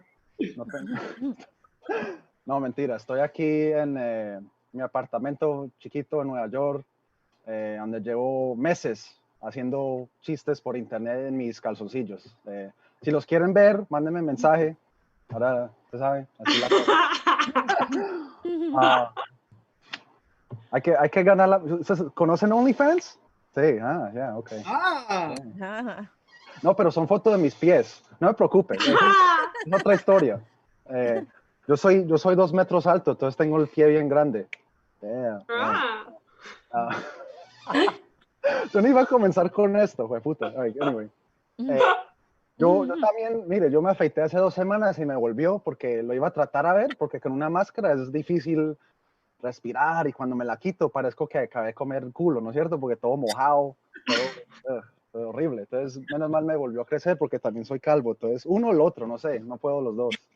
Entonces, güey, ok, pero mire, quiero decir que cuando este coronavirus se acabe, por favor, invíteme por todo lado, ¿ok? Lo juro que esta vez sí voy, donde sea. Pero de verdad es que prefiero estar en pelota viendo Netflix y comiendo helado, pero de verdad es que también me estoy poniendo bien gordo, gracias Netflix y helado, porque los gimnasios llevan meses cerrados, ¿no es cierto? Y haciendo ejercicio en la casa no es lo mismo. Yo y mi mujer estamos bien cansados, ¿sí me entiende? Entonces no me está yendo bien con eso. Ustedes saben que se está poniendo gordo cuando te sientas y tus interiores se convierten en una tanga. Dame un segundo. Ok, ya. Y usted sabe que te estás poniendo bien gordo cuando ya tienes tetas, hijo de puta. Oh, my God. No sé si las pueden ver, ¿no? No, esta no me sirve, pero ya tengo tetas. Experimentar, a ver, ¿no? Pero mire, muchos de ustedes, mire, los muchachos, ¿ustedes saben cuánto poder es que tienen las mujeres contra nosotros? Por ejemplo, si en el día de San Valentín no le consigues flores ni chocolates, se ponen bravas. Pero yo, como un hombre bromando, le dije a mi mujer, ¿dónde están mis flores y chocolate? ¿Y sabe qué? Se puso brava. Entonces esa noche ella no me dio su flor ni su chocolate. Me fue mal esa noche. Pero de todas maneras, hola, yo me llamo Kevin Armando Escobar Escudero Campo Cardona. ¡Yay! Pero me pueden llamar Kevin Escobar. Oh my God, se me olvidó el agua. Pero de todas maneras, no preocupen, yo no soy relacionado con Pablo Escobar. Yo sé que todos saben quién era él, era un hombre genial.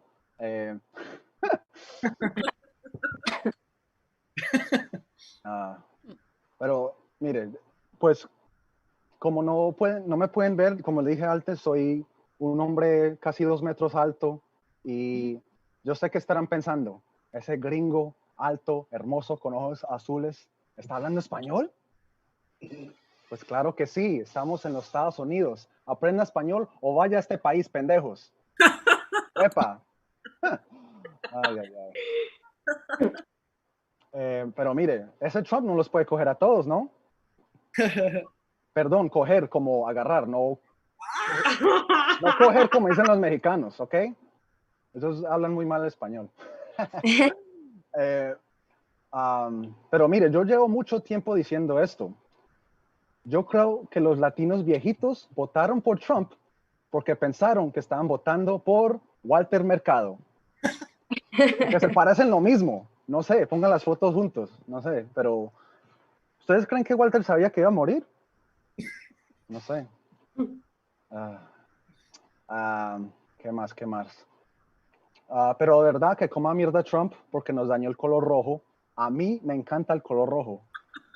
Usted sabe cómo es de difícil ser un hombre blanco, alto, con ojos azules, caminando por la calle con una gorra roja, hasta de Nike. Es de Nike, no se preocupe.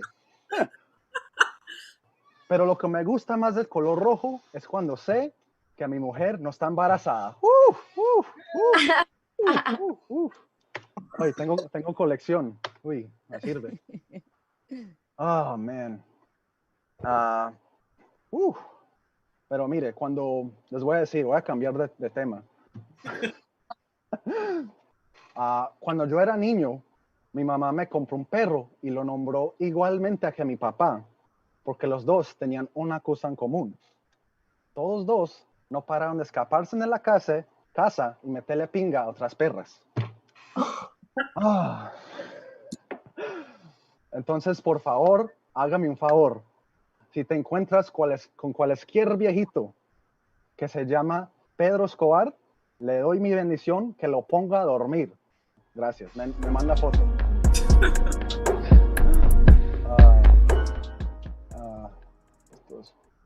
Ok, ahora mire, yo sé que no lo van a creer, pero yo enseñaba español en la universidad, así yo ganaba dinero al lado, porque vendiendo drogas no pagaba mucho, haciendo Escobar, ¿no es cierto? Pero les voy a enseñar un poquito de español, al que ya lo sepan, pero mire, los latinos hablamos español, pero de verdad no nos entendemos porque no hablamos el mismo español, depende de dónde uno viene, ¿no?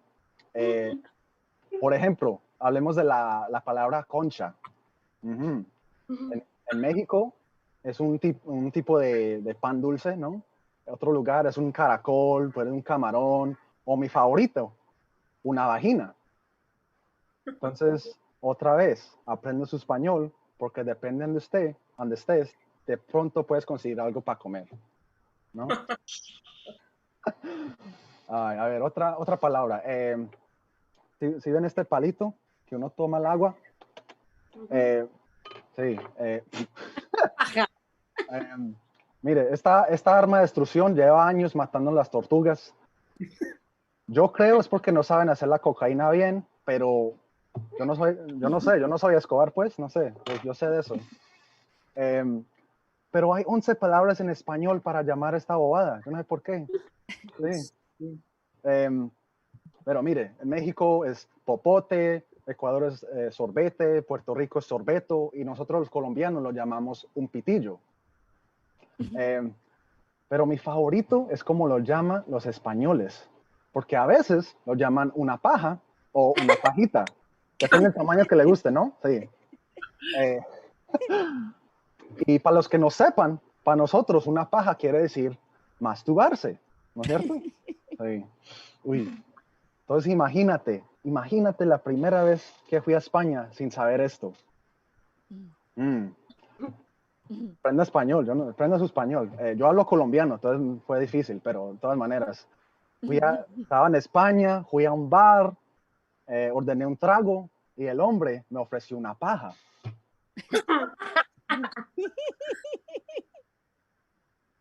Entonces le digo, aprenda su español porque así es como uno casi consigue una verga en la boca.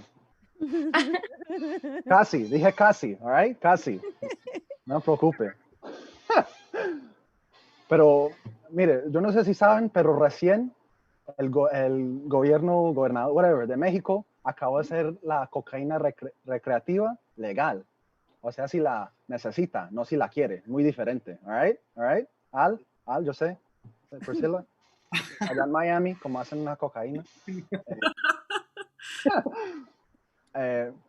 O sea, que eso quiere decir que México tiene que hacer su propia pared porque yo estoy listo para una fiesta.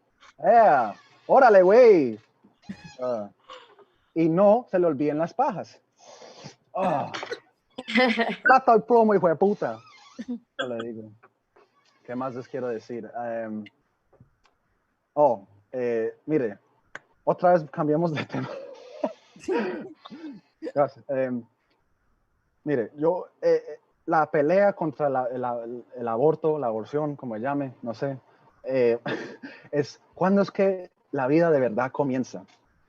Y como me explica mi mamá colombiana, es que la vida no comienza hasta que te vayas de mi casa, pendejo. Oh.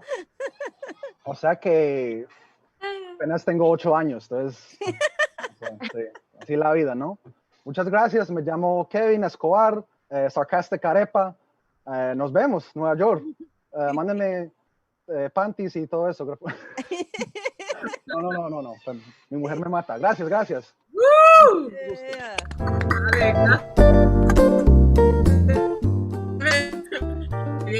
Sarcastic Arepa, lo pueden seguir en Instagram. Y bueno, la siguiente comediante, ella es de Chile, es una actriz y comediante, y ella me dijo que es una muchacha tal como tú y yo, así que ella lo mantiene así bien relax.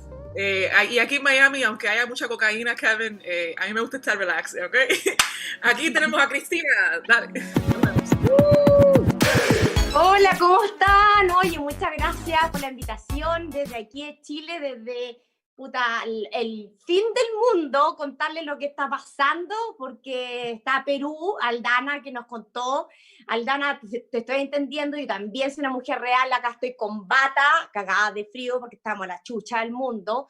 O sea que no sé quién conoce Chile, es como ya Argentina, la weá que está al lado, esa weá larga, flaca, que llega hasta la Antártida, esa es Chile, como yo, ¿me entienden? Y muy real, porque yo soy tan real que me llega la caja del gobierno, que el gobierno acá se encargó de traer una caja, y ya me llegó la segunda caja, entonces así de real soy realmente pobre, una caja que trae arroz, tallarines, arroz, y la última caja, ¿cachan lo que mandaron estos desgraciados condones? ¿Condones? ¿Para qué? Porque están soltando y nos quieren tentar. Yo entiendo a la colega peruana, para que se enfermen y se mueren, porque tenemos un plebiscito en cerca de poco tiempo más, menos un mes queda alrededor, y los buenos quieren que nos enfermemos para que así saquemos la constitución de Pinochet, entonces vayan a culiar y enfermense. Eso nos dijeron. Pero yo, no, amiga Aldana, mira, no voy a salir a tentarme. Me mandaron esto de regalo los amigos de Sexy para que los sigan. Me puede llegar a cualquier parte. Y estoy muy feliz. Yo me voy a quedar encerrada con esto hasta marzo, weona. Yo ya tengo vino. Y ya no necesito salir ahí a pelarme. Porque sí, yo también estoy desesperada. Tan desesperada que me tiene esto de la cuarentena, que ya yo estoy echando de menos cosas que yo antes odiaba. Por ejemplo, cuando estaba en un embotellamiento, porque es verdad, como decía el amigo anterior, Kevin, que podía hablar español, pero le decimos de tanta forma, acá en Chile, a los embotellamientos, le decimos taco. Y yo echo de menos estar en los tacos, weona, cantando mis canciones de Yuri, despechada, la maldita primavera, na, na, na, na, na, na, na, na, na. Y ahí como que me pegaba mis momentos de soledad cantando despechado por el weón que me había dejado, y si estaba muy enojada y con mucha rabia, me pegaba una pelea con el weón que tocaba la bocina al lado. ¿Qué? ¿Tocáis la bocina? Anda a tocarte el hoyo, conche tu madre, pa. Y me relajaba, me hacía bien, era mi momento. Ahora ya no tengo ese momento, tengo un hijo, voy al baño, mamá, tengo hambre, mamá, que me viene el cargador, mamá. Y no tenía esos tiempos. Imagínate, también echo de menos, que acá se le llama metro, también en otros países se le llama el subte en Argentina. Yo echo de menos andar en metro. Porque acá en Chile, como hacen todas las weas, son tan discriminadores, que la gente que tiene plata vive en los cerros a 2 horas de su trabajo. Y los que tienen el trabajo en el centro de Santiago viven al contrario. Entonces todo el mundo tiene que viajar 2 horas en metro porque hacen las weas todas al revés. Pero a mí me gustaba, buena, porque yo dormía, po. Me pegaba una siesta en el metro, 1 hora padeció, y dormía. Llegaba a saltar así con sueño, y de repente tanto cabecear que había siempre un hombrito amigo, compañero, que te apañaba, y al final que hay durmiendo con el hueón al lado, te contenía el sueño. Y era como, y ahora ya no tenía eso, po. Ni siquiera el hombro amigo, nada, sufría en soledad en tu casa. Por el último decía, ya anda, ya 2 horas en el metro apretado, con olor a ala, con olor a todo, pero estábamos todos juntos. Lo otro que echo de menos es pelear con el papá de mi hijo, ¿no? Porque el COVID, el coronavirus y toda la wea, acá el exministro, ¿cacha? Exministro, porque ya lo echaron de hablar tanta wea, dijo así, no, yo creo que el COVID va a mutar y se va a poner buena persona. Así dijo. Mira las weas que habla. Pero sí funcionó para los papitos. El papá de mi hijo cambió, se puso buena persona con esta guay. Yo no sé si el culiao aburrido, que no tiene con quién salir, a quién agarrarse, a quién comerse, que bueno, está de buen padre. Entonces, las clases online me tenían enferma. Ahora se va para la casa de él, lo trae almorzado, lo trae, tiene promedio, pero el mejor promedio del curso, puros buenos comentarios. Entonces ya no puedo andar peleando con el weón, po, weón, porque me ayuda, buena persona, po, y no puedo perder esa entrada. Imagínate la pensión alimenticia, la mitad que pago el arriendo, entonces tampoco puedo pelear con mi hijo, porque después dice, mi papá es más buena onda que tú, me voy a ir a vivir con él. Callé, porque ya tiene 15 años, a los 15 años acá en Chile los hijos deciden ya con quién vivir, y no puedo perder esa entrada que es el arriendo, entonces ando con el guan. Le hago galletas de Quaker, le hago brownie, sirviéndole todo, haciéndole, pero la vida así, pero cierta, para que no se me vaya la entrada económica. Solamente por eso, pero son cosas positivas que pasan. Lo otro que hago también, porque yo entiendo, uno anda como ganosa, acumulada, más tan acumulada que me llegan a mandar esto de regalo, Dios mío, imagínense. Los condones del gobierno son pura indirecta. Entonces, lo otro que yo hago para botar la mierda que tengo acumulada, voy al supermercado puro pelear. A pelear, no. Me pongo los anteojos con lo mismo que nosotros tuvimos en estallido. Estamos al momento de salir y dejarla cagar y quemar todo. Entonces ya tenemos los anteojos para protegernos los ojos, porque ya nos han sacado, como a 200 personas nos han sacado los ojos en Chile, aquí es en lo internacional. Entonces yo tengo mis anteojos preparados, tengo para cubrirme la boca, voy con toda la wea, agarro el supermercado y me doy vuelta como si fuera weón el escudo. Y yo les digo, miren weones, esto es un metro, y me tiro una escupida así, para que no me roben el carro, porque te roban el carro también los desgraciados, te lo ven ahí pillado solo, los buenos te lo roban. Así que ahí ando. Y cuando yo pillo un hueón, y que casi siempre son hombres, perdónenme, pero siempre son hombres, yo les digo, oye, no estáis respetando el metro. Me dice, que le dais color, ¿qué es? Si esto es un metro. Y yo le digo, si vos creéis que esta weá es un metro, es porque juráis que tenéis la pichula, el pino, el pico, el pene, toda la weá grande, porque no sabéis de proporciones, conche tu madre, porque esto es un metro, y estos son 16 centímetros, y esta weá es la que tenéis vos. Y ahí los weones se alejan de mí, y ahí voy alegando. Ellos, porque digo, el barrio alto acá del sector de Santiago. Digo, ellos que son educados, ellos que fueron a la universidad, ellos que les gusta ir a Europa, que son tan avanzados, pero el metro no lo pueden respetar. Después yo para la casa, emputecía, que saco, aquí hay que sacarse todas las weas, desinfectar todo, quedar en pelota, corro al baño, sacarme a bañarme en pelota, me cruzo con mi hijo, y me mira y me dice, ¡ay, mi mamá, qué asco! Y yo le digo, ¿qué tanto si soy tu madre? Pero me dice, depílate. Y es verdad. Estoy terrible pelúa, yo no me acordaba que era tan pelúa, concha tu madre, de verdad. Y ahí yo dije, ¿por qué? Y me acordé que en marzo, cuando empezó toda esta weá, se me empezó a caer el pelo de los puros nervios. Y empezó a tomar biotina, para que lo venden allá también en Estados Unidos, biotina se llama. Para el pelo, po. Y me creció, me salió pelo, pero yo no cachaba que crecían todos los pelos, po, weona. Tengo los pelos terribles de largo. Abajo. Me voy a sentar y me los tiro, weona, me los tiro. Me quiero hacer una trenza María, una weá, te lo juro que camino y hago así con los brazos y me suenan así. Se pusieron potentemente gruesos. Y es verdad, estoy pelúa, me pasan ese tipo de cosas. No sé cuánto llevo ya, ustedes me avisan. Está todo bien, y me hablan en inglés, y aquí, amigo, el inglés, nada. Por eso soy una mujer real como tú, porque los que de verdad son pitucos, cuicos, los que tienen plata, hablan inglés. No, la clase media acá no habló, no alcanzó el presupuesto para las clases de inglés. Entonces yo me ven de rubia, porque acá es clasismo la weá. Si tú eres rubia de ojos azules, tenés plata, concha tu madre. Y más encima, que yo soy arribita, vivo en Las Condes, juran, me hablan en inglés y ahí, no, nada. Clase media, una mujer real como tú. Bueno, ¿qué más? Andamos todas igual. Bueno, lo otro que me pasa es que igual a las mujeres nos afecta más. No sé, por los cambios hormonales, yo como que despierto en la mañana de un ojo y digo, ¡oh! Desperté con la weá. Y le digo a mi hijo, Lucas, desperté con la weá. Hoy día no voy a cocinar, no voy a hacer ninguna weá. Así que pídete un Rappi, pídete algo para la casa por internet y a la pasada me tiráis un chocolate porque no te quiero ver ni la cara porque ando con la weá. Pero por un cambio hormonal, pues chiquillas, somos así desde que somos óvulos. Desde que somos células, porque somos un óvulo para 1,5 millones de espermatozoides, imagínate. Nacimos ahí creyéndonos la raja única. Ay, le habían dicho a la loca, oye, a la óvula, oye, cuando llegáis al óvulo van a venir 1,5 millones de espermatozoides de comerte a vos, weona, a vos nomás. Por eso nos cuesta ser sororas, pues, weona, porque siempre fuimos única. Bueno, eso, chiquillos. Espero que les haya gustado. Muchas gracias por la invitación.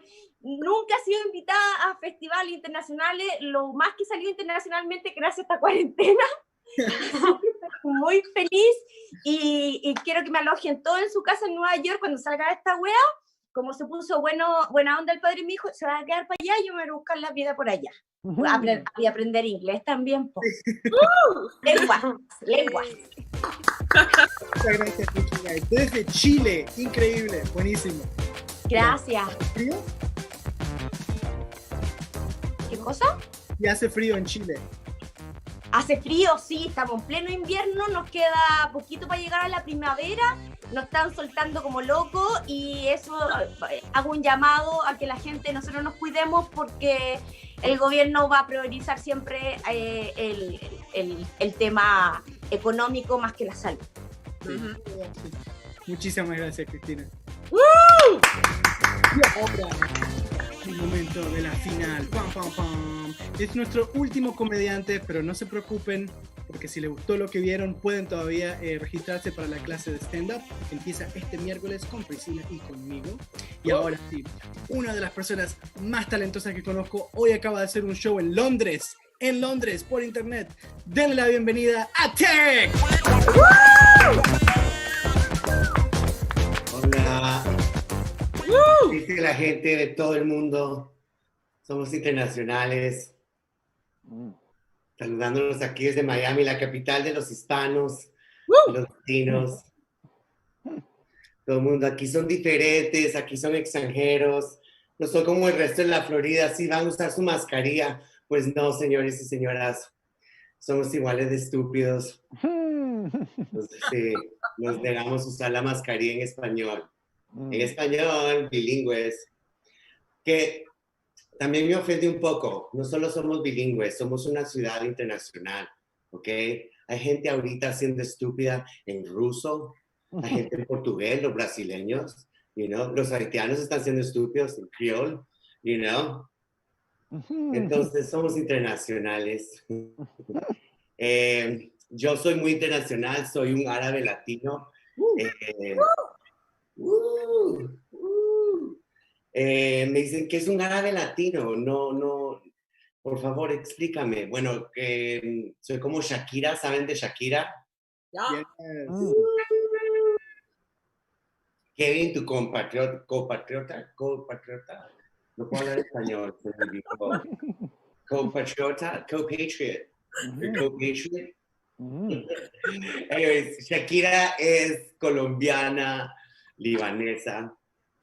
Yo soy palestino guatemalteco.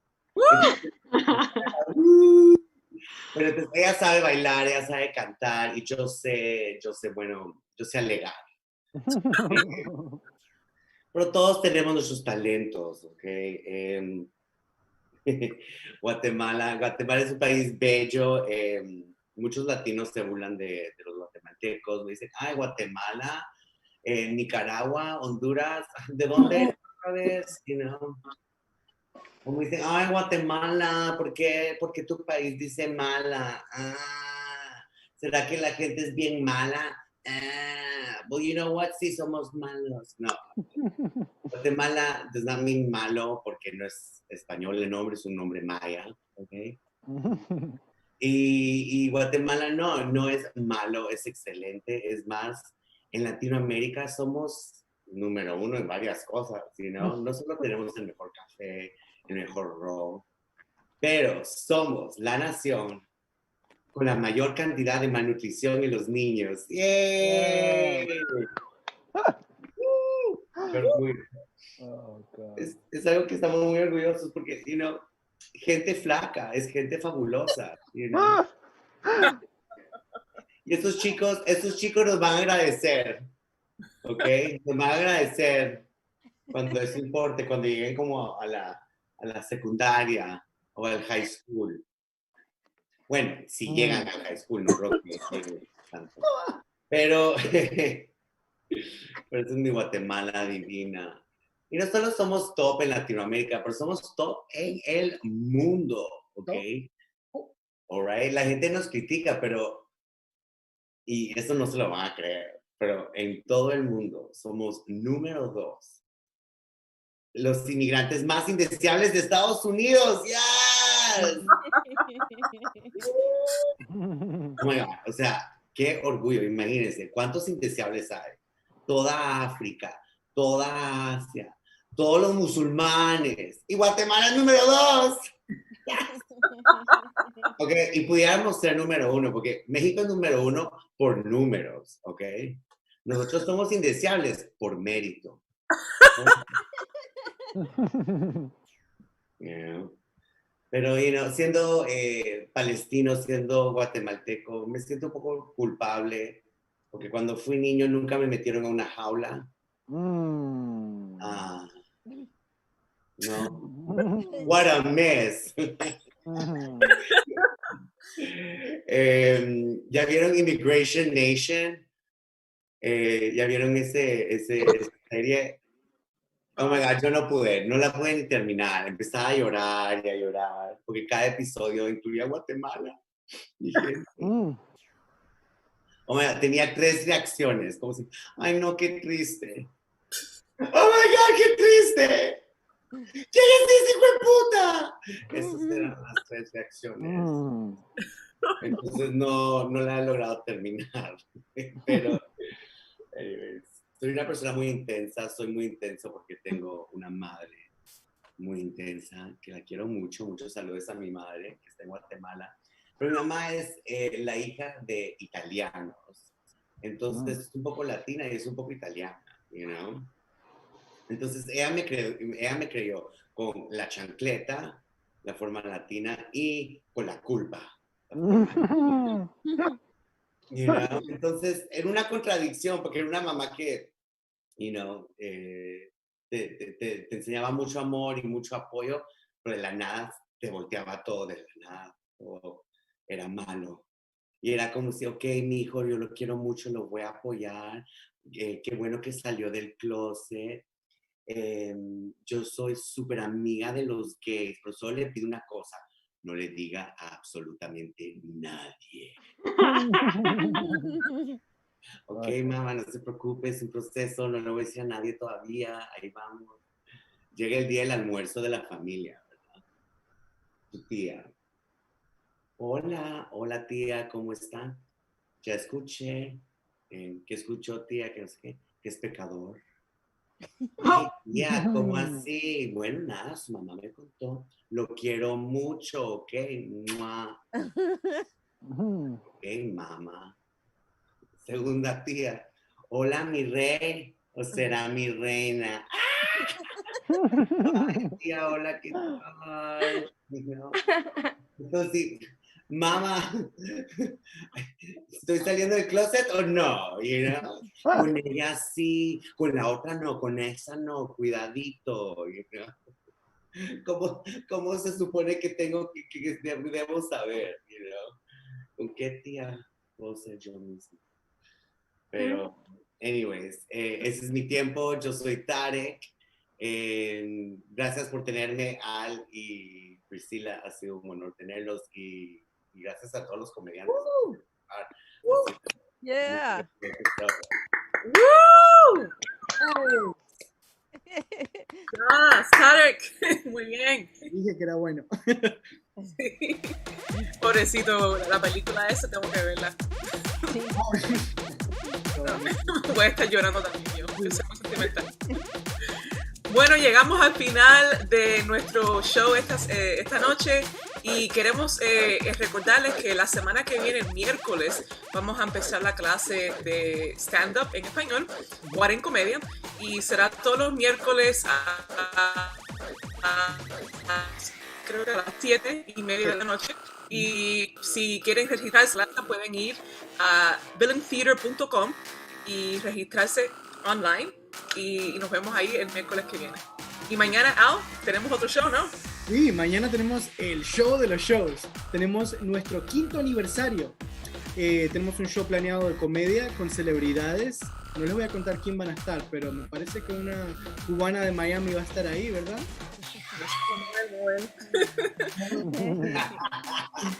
Y es un show donde estamos también juntando donaciones, o sea, hemos sufrido bastante en el teatro también, con todo esto de la cuarentena, como muchos negocios pequeños también, y estamos pidiendo la ayuda de la comunidad. Si han disfrutado nuestros shows en persona, online ahora, vayan a billingtheater.com, pueden comprar rifas, hay muchas cosas buenas, también una música famosa de Miami va a estar haciendo la clase. Y los esperamos mañana a las 8:30. Acá, ese sí va a ser en inglés. De 8:30. Después tenemos stand-up en inglés también después. Así que, por favor, estén ahí. Fin de semana lleno de shows. Bueno, y ahora si nos pueden acompañar los comediantes para un último adiós, como diría mi amor.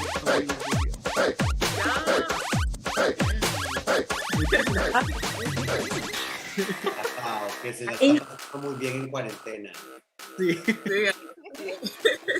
Asegúrense de darle like y el video, ¿ok? Y sigan a todos estos increíbles comediantes. Un beso a todos. Buenas noches. Nos vemos. Bye.